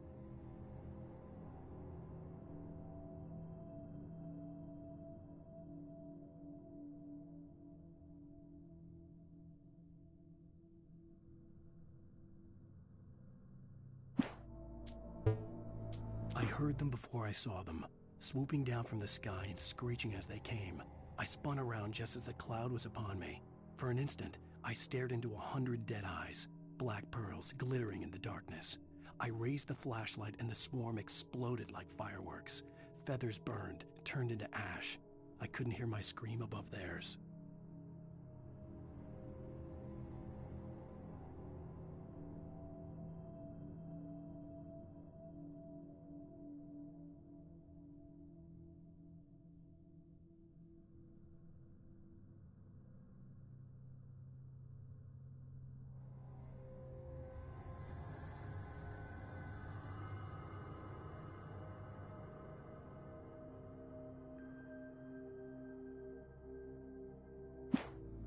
At first, I kept finding the pages as if by accident. The book I couldn't remember was either a terrible and true prophecy or an act of creation that had rewritten the world. I began to hunt the pages feverishly, for they held the answer to the mystery. With it, I could save myself. With it, I could save Alice.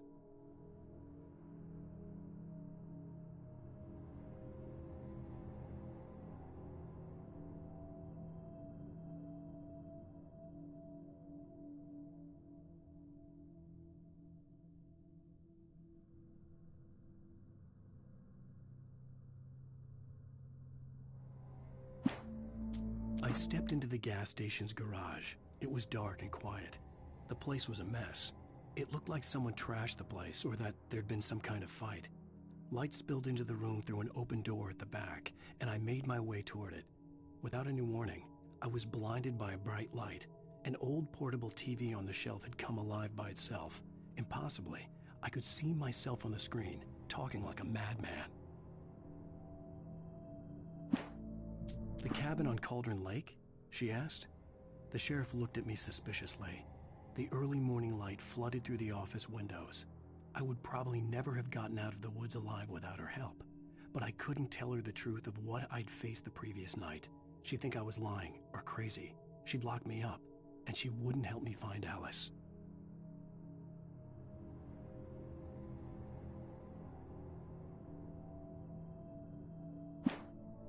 Stucky spat on the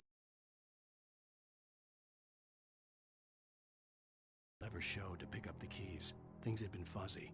Something, a feeling caught his attention. Stucky looked up and stared as his brain tried in vain to process the horror before him. He stumbled back, knocking over a can of oil. A black pool spread across the floor while he struggled for a brief moment, then let go as the unrelenting darkness engulfed him.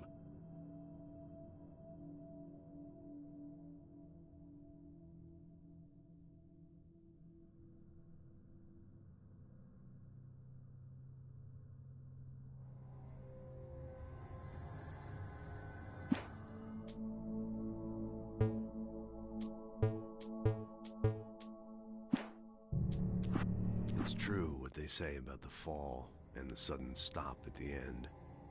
I'd lain here in the snow while the lurid chain of scenes that had led me here kept playing in my head. A rerun of my own private snuff movie. A memory of my corpse. Alone at my own wake.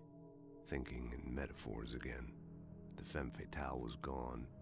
Only a sour taste remained of the kiss that killed me.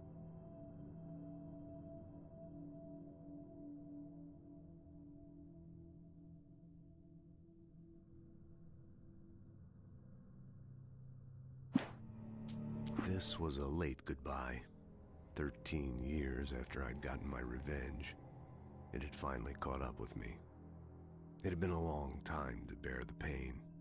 My blood painted the snow red, a gruesome, slushy, dissolved all the scattered painkillers, and leisurely dripped down to the sewer, mingling with the bile of the city, becoming one with it. I can see them now, my wife and my baby.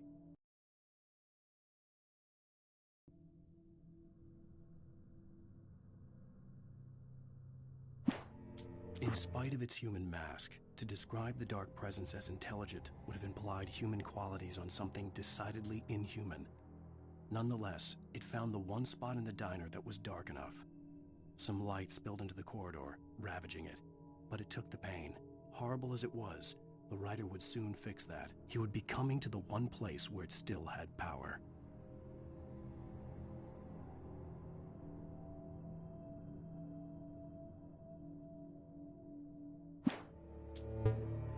Alice looked through the viewfinder, lining up the shot. Cauldron Lake was breathtaking. Something caught her eye. A figure standing in the shadows behind the cabin, like a thin woman in a black dress. She lowered the camera and looked again. No one there. Just a collection of bushes that looked vaguely human-shaped. She shook her head and laughed.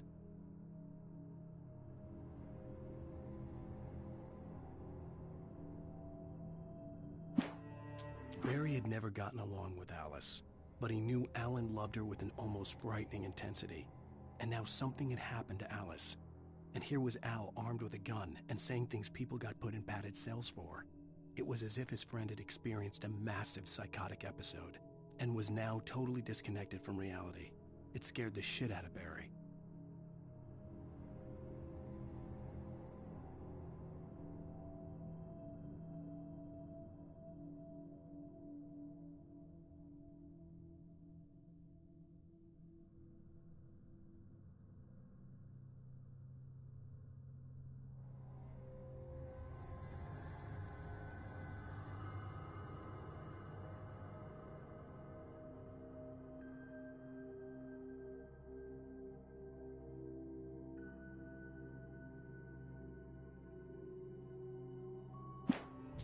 The air in the visitor center was heavy with an awful smell, as if some rotten drowned thing had crawled up from its grave.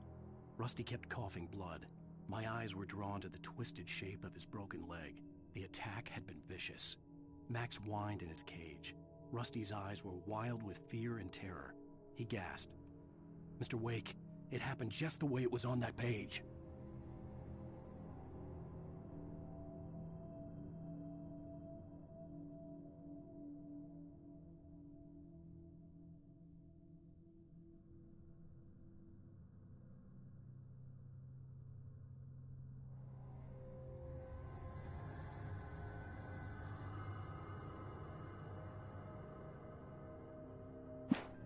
The visitor center was sturdy, but the impact turned the front of the building into splinters.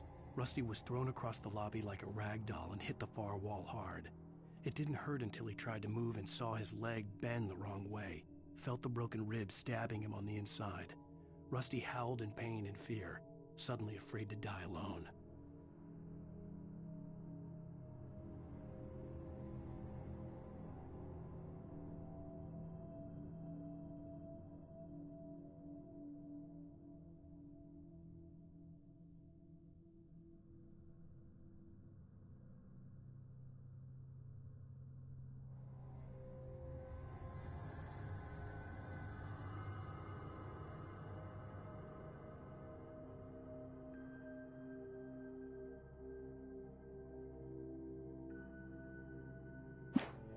At the last instant, I changed direction and threw myself down.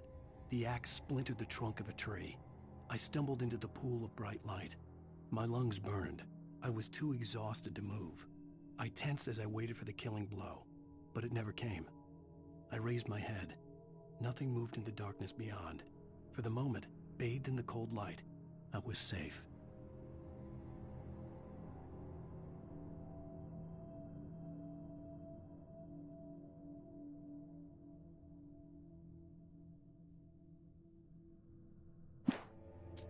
In that last instant of consciousness, Rusty thought about Rose. He was older than she was. Rose was barely out of her teens, but she made him feel young and forget what a train wreck his long-dead marriage had been. He still wore the ring. He'd been waiting for her to tell him to take it off. Now she never would.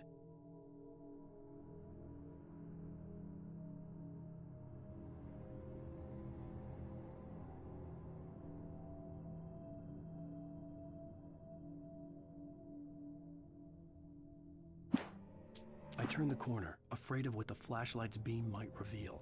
Suddenly, a roughly painted symbol of a torch glowed in the light. Behind it, hidden by a rock, sat a battered metal trunk.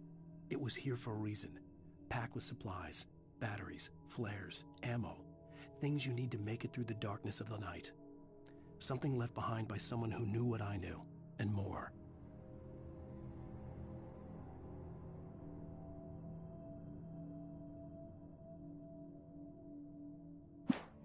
Agent Nightingale didn't want to be in Bright Falls. These little communities revolted him, and he didn't like the trees or the coffee. He now knew that impossible horrors lurked behind the storefronts and smiles. He desperately wanted to turn the car around and just drive until he passed out or ran out of road and booze. But he had a job to do. He had a rider to catch, at any cost.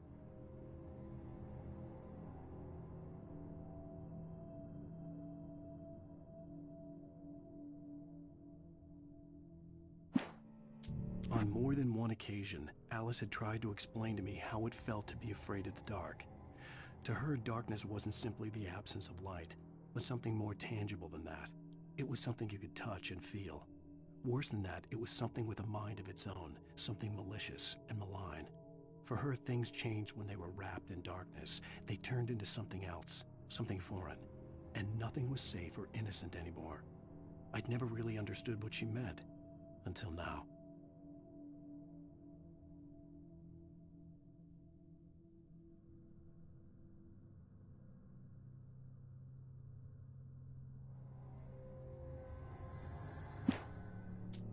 The night had been one desperate situation after another. I was exhausted, and my body felt as though it had been chewed up and spat out. The flashlight was heavy in my hand, and each pull of the trigger sent a painful shock up my arm. But I was finally out of the woods, and things were looking up. That's when I heard the chainsaw.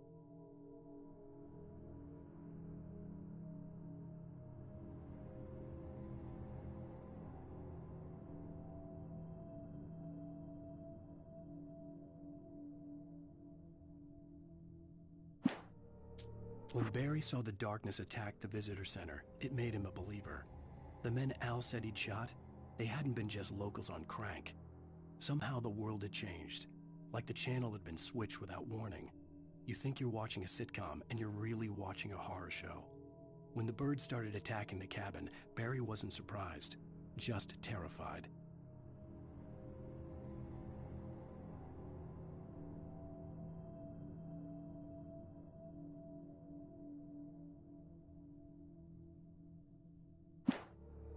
The FBI agent's command froze me in place. I considered surrender. It was all falling apart anyway. I could give in, let someone else deal with it, but it felt all wrong. Call it instinct, his posture, the way he held the gun. He was no friend. Shots ringing in my ears, I leaped for the hole in the fence and stumbled into the darkness beyond.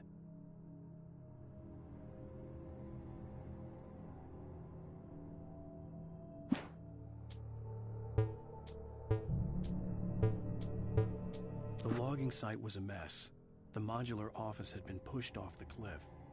Deputy Thornton climbed up from the wreckage excited, breathing hard from the exertion. Nobody there. It's weird. Don't you think that's weird? Bored, Mulligan let out a mighty snort. Hell, it's always weird, Thornton. Just a question of sorting out what kind of weird it is this time around.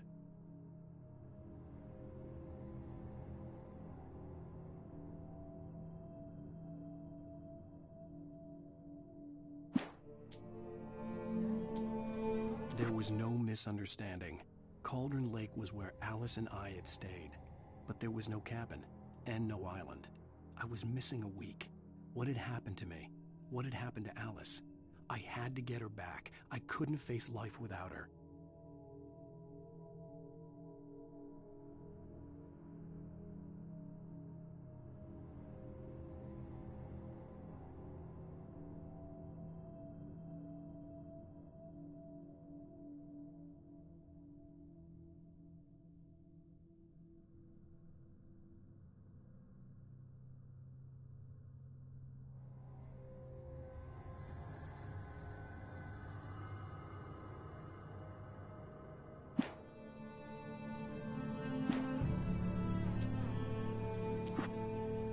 Mr. Randolph liked Rose.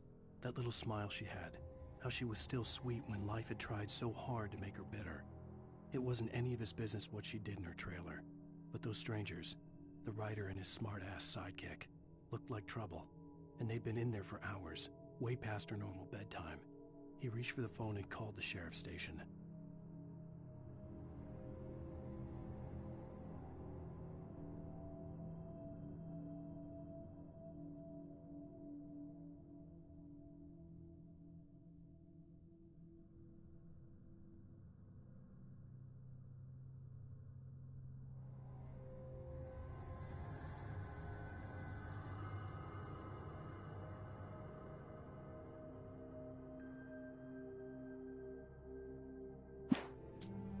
For decades, the darkness that wore Barbara Jagger's skin slept fitfully in the dark place that was its home and prison.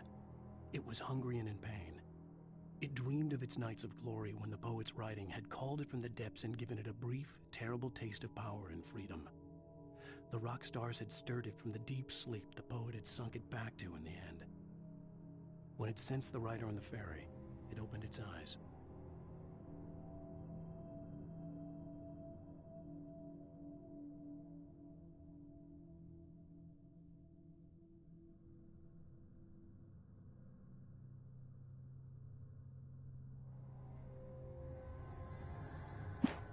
Nightingale stared through the broken studio window into the dark woods. He turned around, started to walk out, but Maine grabbed his arm. "Young man, you almost shot me. You don't shoot off rounds at people like that. What's the matter with you?" Nightingale shook his arm free, marched out. His cheeks burned with rage and humiliation.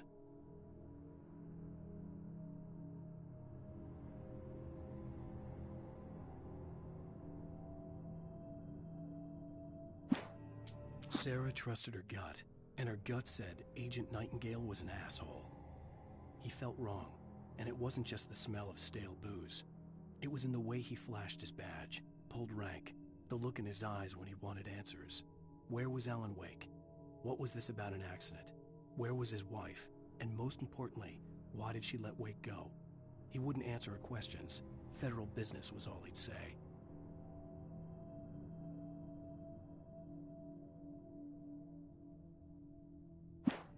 I slammed the door shut right in his... The pipe wrenched itself loose from the bridge's steel framework. Wrapped in darkness, it floated in midair, twitching. For a moment, I didn't understand what I was looking at. The heavy object lurched at me with impossible force. I threw myself out of the way, but just barely. When I turned my flashlight on it, it shook in a dark rage, before it flew at me again.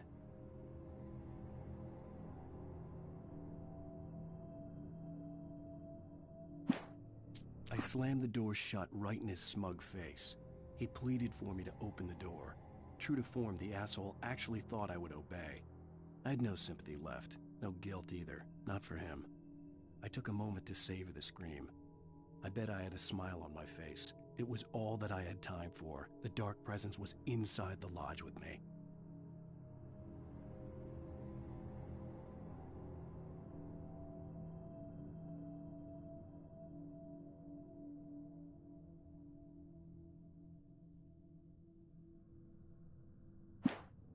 The darkness surged towards me, sucking everything loose from the ground into its depths, tugging at my clothes. I saw the flare the kidnapper had dropped and threw myself towards it just as I felt my feet leave the ground. The darkness embraced me with the force of a tornado. Somehow I managed to light the flare. The darkness roared and cast me away. I fell toward the dark waters of the lake far below.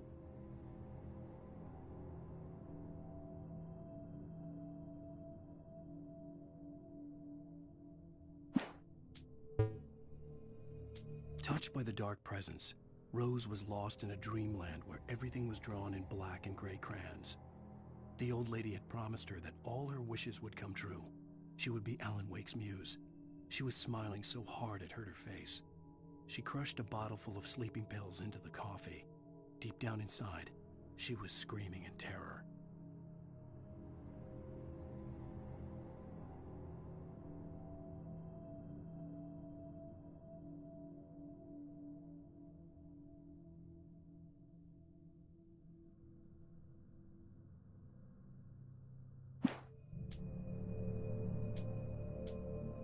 With Nightingale gone and the night wind blowing in through the broken studio window, Maine stared at Sarah. The sheriff looked away. Maine's voice shook with barely controlled anger. That boy's doing more drinking than thinking. I hope you know what you're doing, Sarah. He's got a sickness in his eyes. You take my word for it. He wants Wake for a reason, and it's not for anything good.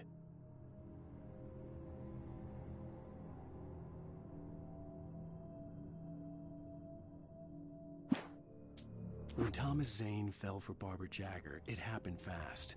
She was young, vibrant, and beautiful, full of life. He had never been a very happy man, and without any seeming effort, she had changed all that. Zane felt good for the first time in his life. Everything she did was another piece of a jigsaw puzzle he hadn't even known he'd been missing. And best of all, she made the words flow, strong and sharp. She was his muse.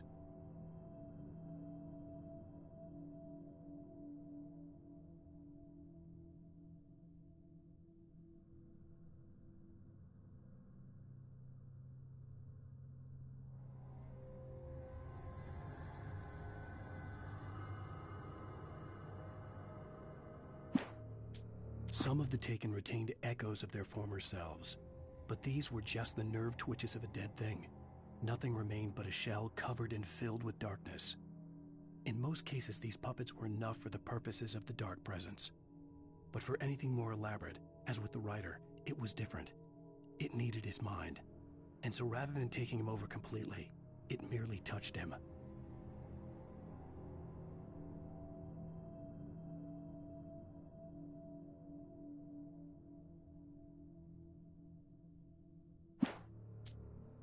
I stared through the bars of the jail cell. Barry stood behind me, swaying on his feet, looking as ill as I felt. Agent Nightingale stood on the other side of the bars with Sheriff Breaker. Nightingale had a stack of manuscript pages in his hand. He seemed unhinged as he gloated. Well, I've got you now, Raymond Chandler. It's all here. All the evidence, including conspiracy to murder a federal agent.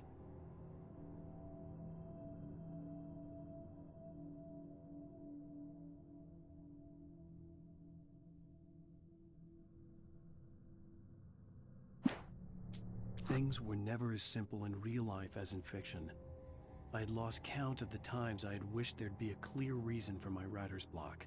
Something to fight, something to lash out on. There wasn't. I was filled with doubt. I was nothing like the hero in my books. Alex Casey had gone through his life with single-minded determination, never wavering from his goal. Even now, I was angry at myself, angry at Alice, angry at Barry. I was fumbling and I had no plan.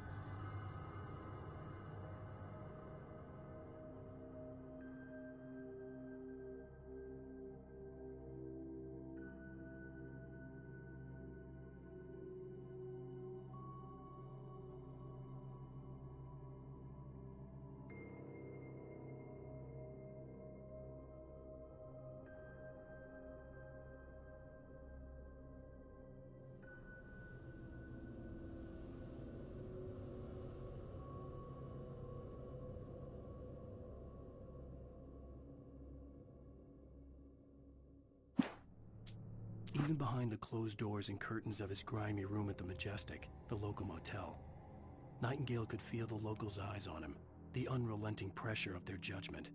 He forced it out of his mind. For all he knew, they could all be under Wake's spell already. You do what you have to do to get the job done. He took comfort from the bottle in his hand. Please, he thought, just let me get through this.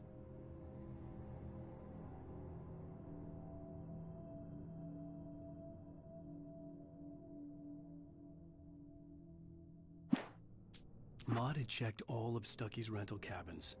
There had been no sign of the Wakes. It was dark when he'd found their car parked at the end of the road by Cauldron Lake. It made no sense. They must have taken a wrong turn, but there was no sign of them, and the car had been there for hours already. Frustrated, Mott stood on the rotten ruin of the footbridge that had once led to Diver's Isle before it sank beneath the waves years ago. The boss wouldn't be happy.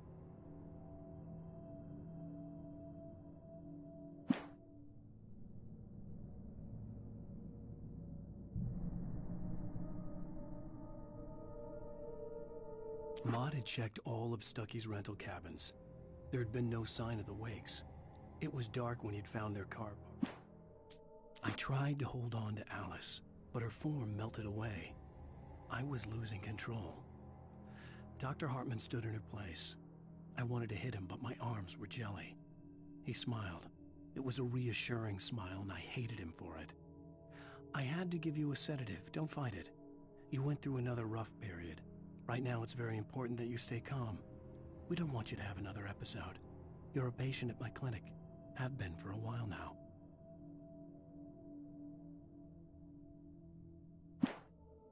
For Mott, spying on the writer on the ferry had been a disappointment. His boss had made Wake out to be something special, but Mott hadn't been impressed. He'd gotten a good long look at the wife, though, and he liked what he saw. Mott had fantasized about goading Wake into a fight, but it hadn't happened. Still, he'd get his chance to see if the writer had anything in him. He'd been promised as much. The hunters were big, thick-set men, confident and at home in the woods. They were feeling good, running on beer, ghost stories, and camaraderie late into the night. It did them no good, as they were taken by the dark presence, sucked deep into a darkness far worse than any ghost story they ever told or heard.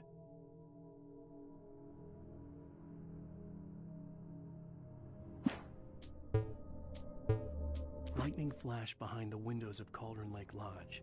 Tor Anderson laughed and held the steel hammer above his head. Nurse Sinclair was trying to calm him down without success. Tor grinned madly and shouted, "My hammer's up. Here's a friendly poke from Molnir, wench." He brought the hammer down with all his might on Sinclair's head. "We're on a comeback tour, baby."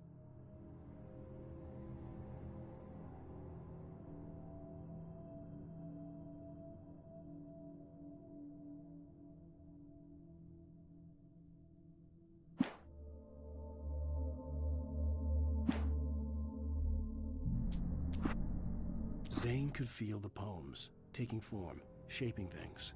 As he experimented, he imagined he could almost feel the power surging through the keys of the typewriter. It exhilarated him. But there was fear, too. If not for his young assistant Emil, he would have given it up. But Emil convinced him otherwise. He too had a way with words.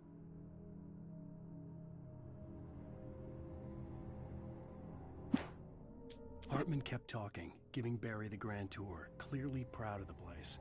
He went on and on about his hunting trophies, and Barry was impressed. But he was here on business. He raised his voice, cut through the monologue. "Hey, Hartman, where's Al?" Hartman stopped in mid-sentence, annoyed at the interruption. He nodded at the hulking orderly standing nearby. The man smiled and clapped a practiced hand on Barry's shoulder.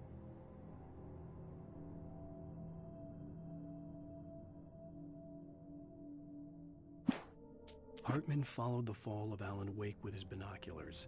When the rider hit the water, he ordered Jack to take the boat to him. The spot was easy to see in the dark, even with all the extra lights in the boat. The flare floated and kept burning even in the water. Jack turned the radio louder as the engine sputtered. The music was rough and clanking, something the Anderson brothers would no doubt have enjoyed. But Hartman chose to ignore it. Wake was finally within his reach.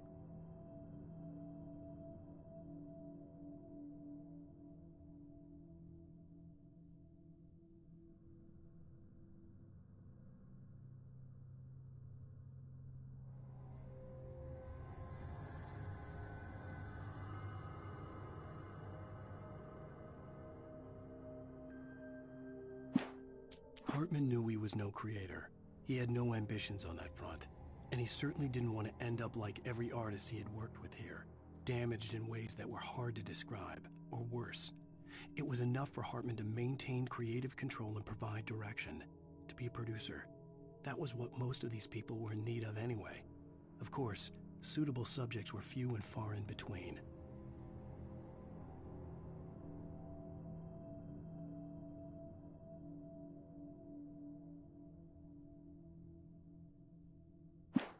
I stared at the Viking paraphernalia that littered the area, surrounding an unlikely centerpiece. A full-size stage complete with an impressive sound system with all the trimmings, including a dragon. It took a special kind of crazy to build something like this in a remote field. When the sky split open with a deafening boom and the music started blasting, It felt strangely appropriate.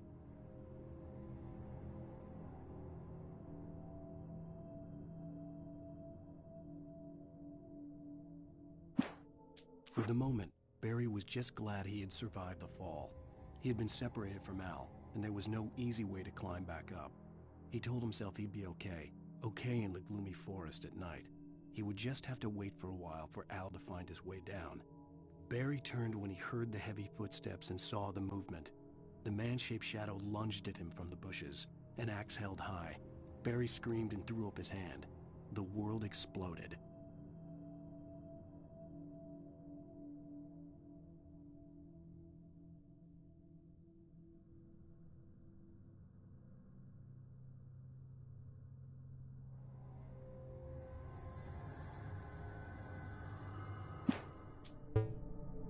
Hartman wasn't happy.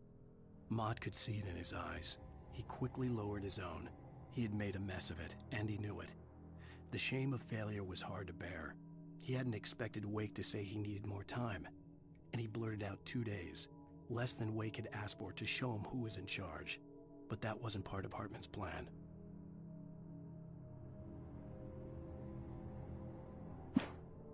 Hartman hurried down the corridor.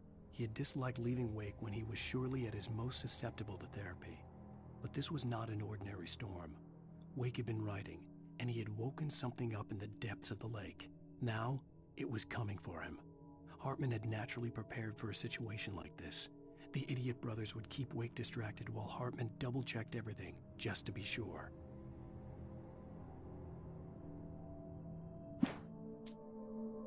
Hartman watched as Wake's features slackened. The man was bullheaded, no doubt. Even lying on the bed, he'd almost broken Hartman's nose the second time. But with a little time, he could break Wake down, give him proper direction. Wake was easily the most promising subject he had had. Well, since Tom, really. "Sleep well, Alen," Hartman whispered with a smile. "Let me take care of you." He sniffed hard to clear his throbbing nose, swallowed blood, and barely tasted it.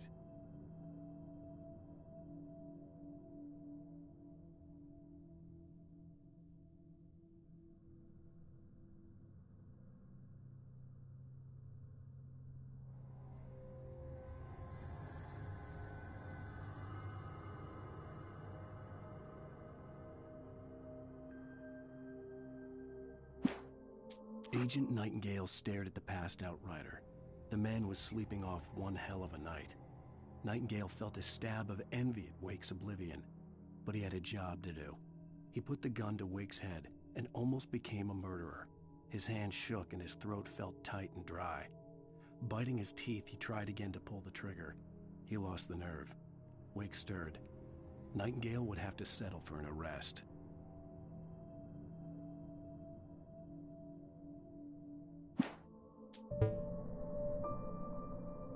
The dark presence followed the choreography laid out to it in the manuscript, growing stronger and stronger, moving like a storm from one scene of destruction to the next. But it was still bound to follow the story and chained to the dark place it came from.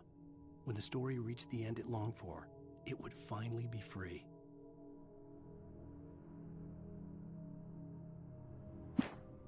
It's 1976. Madness reigns at the Anderson farm. Contrary to all logic, the headiest ingredient of their moonshine is unfiltered water from Cauldron Lake.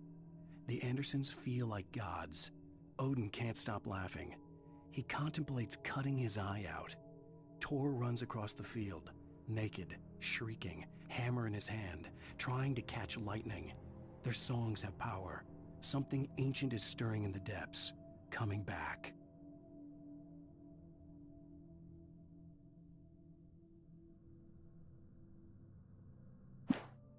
Again, Alice's screams rang in the stillness of the night. I saw myself run toward the cabin, flashlight in my hand. I followed my past self. I was an out-of-body observer, a time traveler in a crazy drunken dream. This was the beginning. The night Alice had disappeared. The mystery of what had happened during the missing week was about to reveal itself.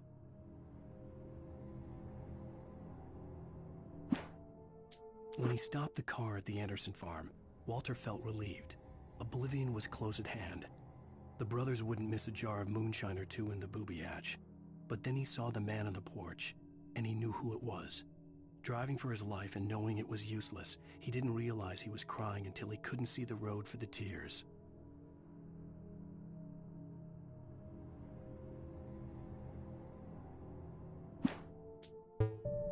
For a moment, Hartman considered strangling the idiot. Mott was mean-spirited, but easily manipulated, an emotional infant who lived for his approval. Wake, by contrast, was a far more difficult subject. Mott had given him too much leash. In 2 days, who knew what could happen?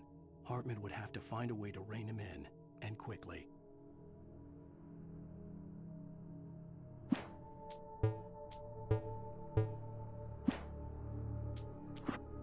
Nightingale tried to make sense of the manuscript. It was disjointed and strange. He didn't understand half of it, but it all rang true. Impossibly true. He took out his hip flask when he reached the page that described how he reached the page that made him take out his hip flask. It wasn't the booze that made his mind reel.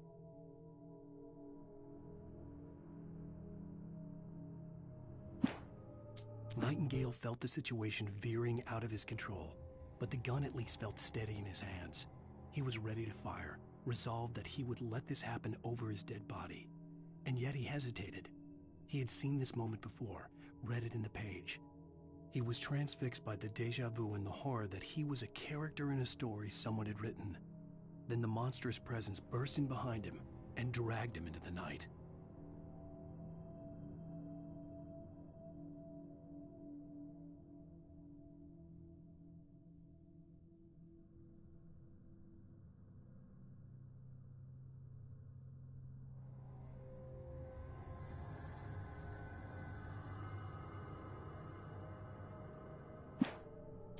The darkness that wore Barbara Jagger's face was furious.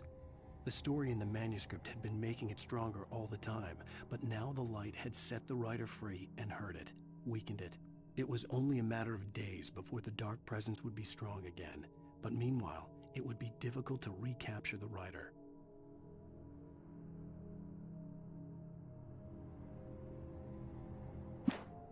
Cynthia Weaver worked hard, following her obsessive rituals, sometimes fighting them, always giving in to them in the end. She haunted the halls of Bright Falls abandoned power plant. She marked her caches with light-sensitive paint that could only be seen by eyes that had been touched by darkness and saved by light like she'd been. She was preparing defenses and supply lines for the war she knew would come. The war between the forces of light and darkness.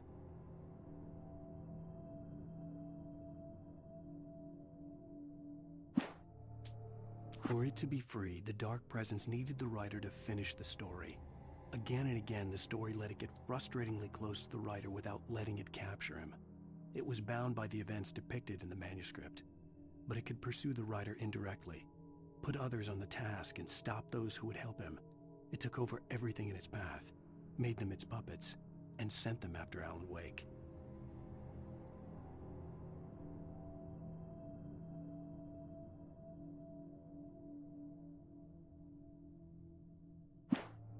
Alice had screamed until she had no voice left to scream. Around her, the darkness was alive. It was cold and wet and malevolent and without end. She was a prisoner, trapped in the dark place. The terror would have burned her mind out, but one thing made her hang on. She could sense Alen in the dark. She could hear him. She could see the words he was writing as flickering shadows. He sensed her too. He was trying to work his way to her.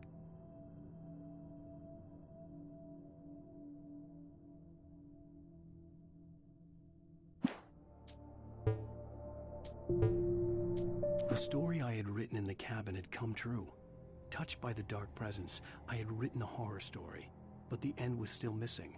The story was incomplete, and the last unfinished page of the manuscript still sat in the typewriter in the cabin study. If I could get back there, if I could read the page, then I could write my own ending to this story and save Alice.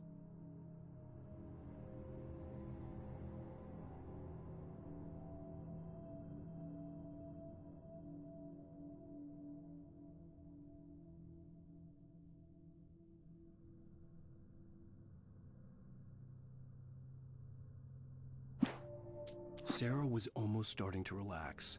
Maybe they could turn this into a win yet. Suddenly, there was a piercing sound, like a table saw gone wild, as 100 birds made out of shadows swarmed into the rotor. The chopper bucked wildly and the board lit up, telling her what she already knew. They were going down. Barry Wheeler screamed next to her.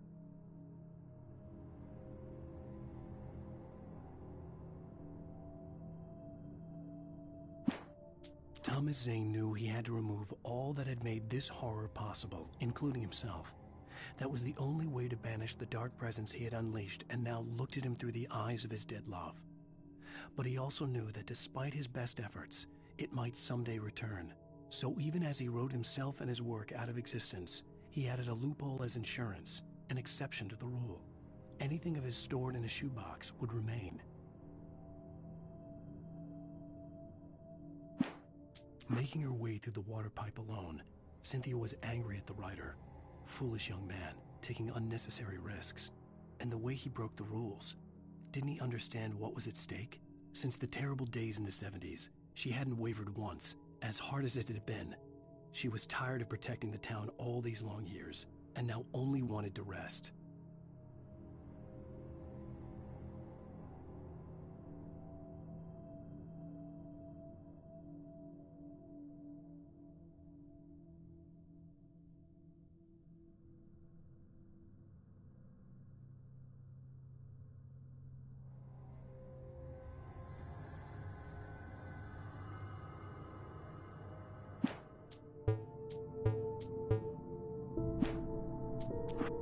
The Dark Presence was no longer trying to capture the writer so he could create the ending it wanted. The writer knew too much. He was too strong. And he carried a weapon left behind by Thomas Zane, something that could hurt it. Now, the darkness was doing everything in its power to simply stop the writer from ever reaching Cauldron Lake and the dark place it came from.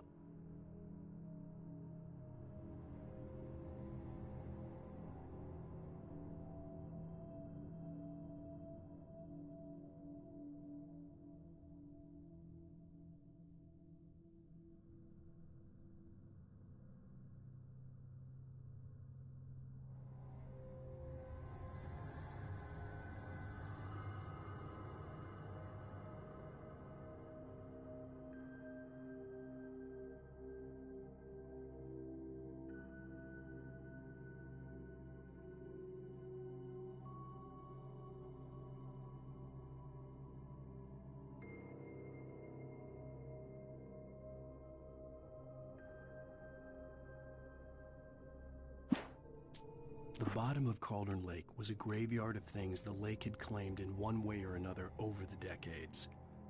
The Dark Presence brought them up in its wake, scattering the rotten waterlogged hull of an old boat here, the remains of a long-ago crashed airplane there, trees shattered under the impacts. The earth groaned. It didn't even notice.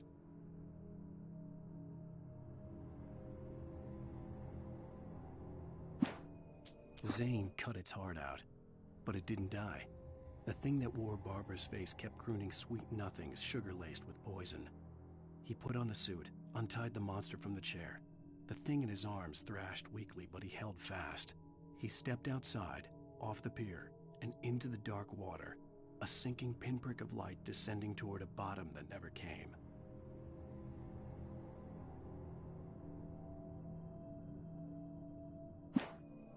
The dark place I found myself in was unlike anything I could ever have imagined. It wasn't solid. It flowed. It was conceptual and subjective. For someone else, an artist in another field, it would have been very different. I could sense the story of the manuscript all around me, the words and ideas floating in the air, poised to become real.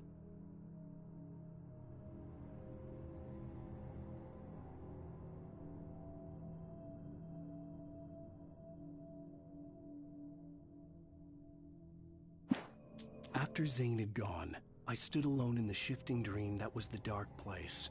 I had to find a way to the cabin. I'd written myself a way through this place in the manuscript. I followed the idea of a path. I'd written myself across the ocean that blocked my way, and with that, there was a bridge to the island beyond. The idea of the cabin flickered in the underwater darkness. I willed the cabin to be real, and it was.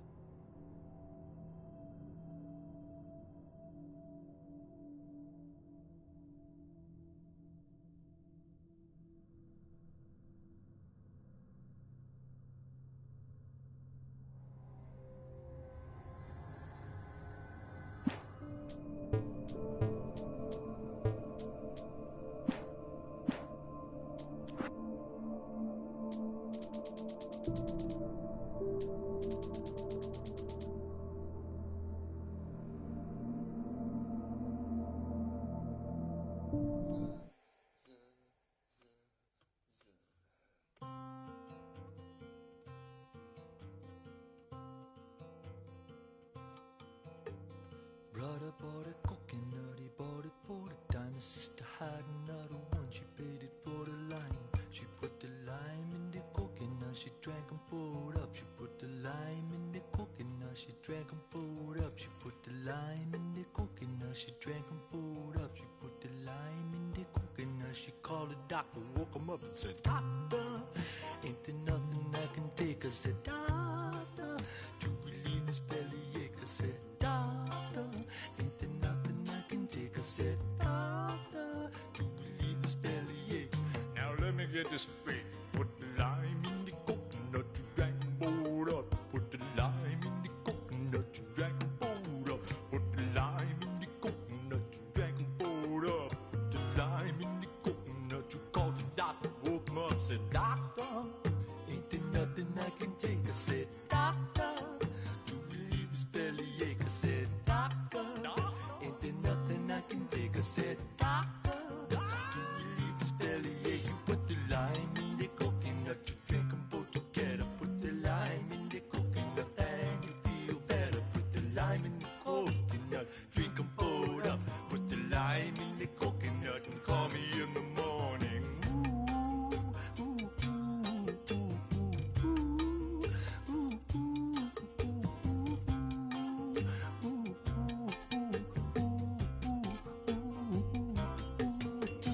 Brother bought a coconut, he bought it for the dime. His sister had another one, she paid for the lime.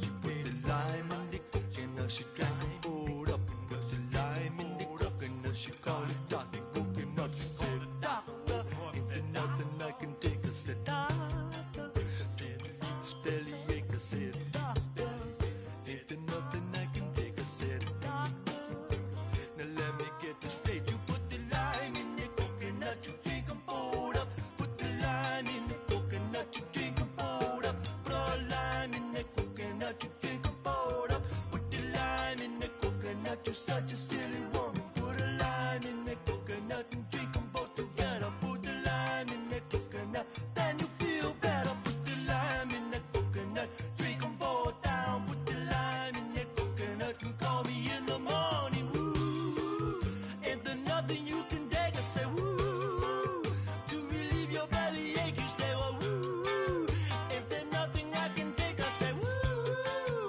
to relieve your bellyache. You say, yeah, ain't there nothing I can take? I say, woo, to relieve his bellyache. I say, Doctor, ain't there nothing I can take? I say, Doctor, ain't there nothing I can take? I say, Doctor, ain't there nothing I can take? I say, Doctor, you're such a silly woman. Put the lime in the coconut and drink them both together. Put the lime in the coconut and you feel better. Put the lime in the coconut, drink them both up. Put the lime in the coconut and call me in the morning. Yes, you call me in the morning. If you call me in the morning, I'll tell you what to do. If you call me in the morning, I'll tell you what to do. If you call me in the morning, I'll tell you what to do. If you call me in the morning, I'll tell you what to do. And if you call me in the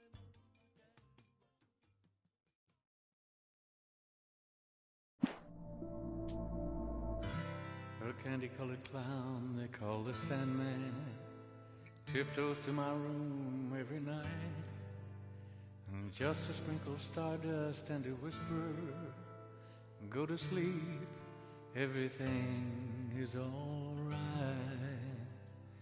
I close my eyes, then I drift away into the magic night. I softly say a silent prayer, like dreamers do. Then I fall asleep to dream my dreams of you. In dreams I walk with you. In dreams I talk to you.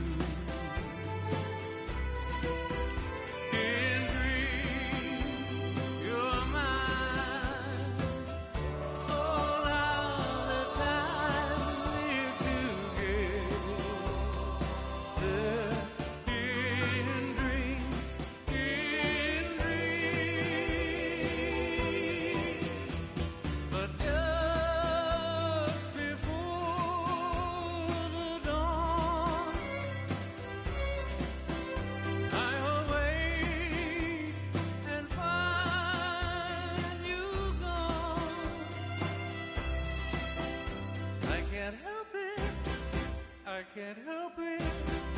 if I cried.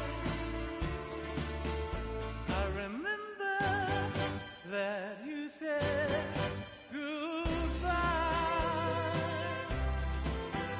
It's too bad that all these things can only happen in my dreams.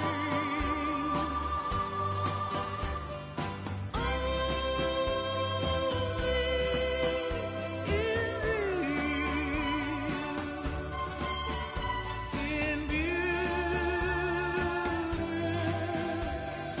dreams.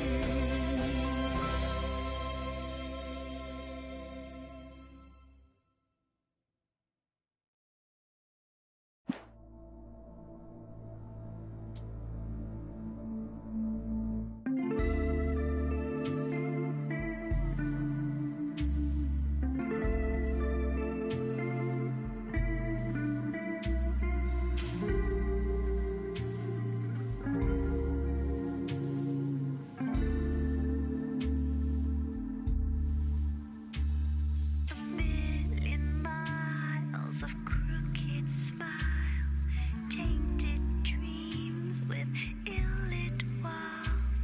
The life you dreamt but didn't meet. They sung your praise while they took it all. They watched you rise and helped you fall. They left you for dead with no breath at all, and still keep believing that no one's deceiving and that they care about you. There's got to be more to you. Don't let it be. Don't let me see. There's no more to you. There's got to be more to you. Don't let it be. Don't let me see. There's no more to you.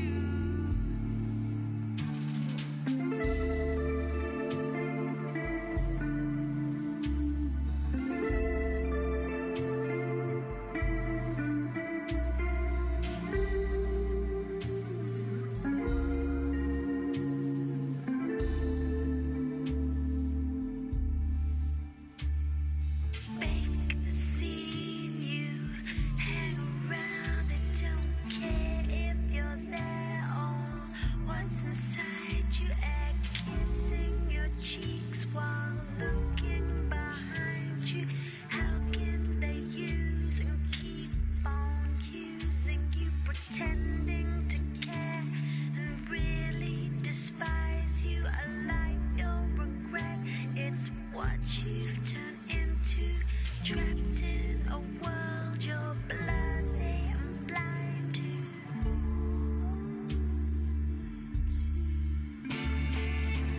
There's got to be more to you. Don't let it be. Don't let me see. There's no more to you.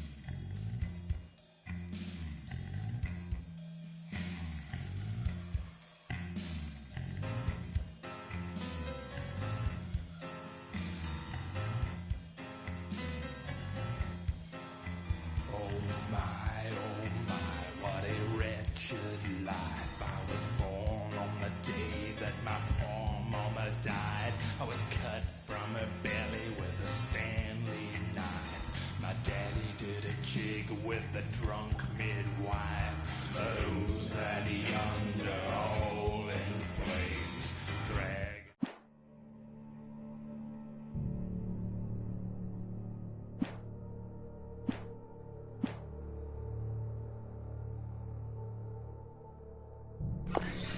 Well, people think you're boy. You don't particularly like hills. We'll probably do a part 2 of this if we don't want.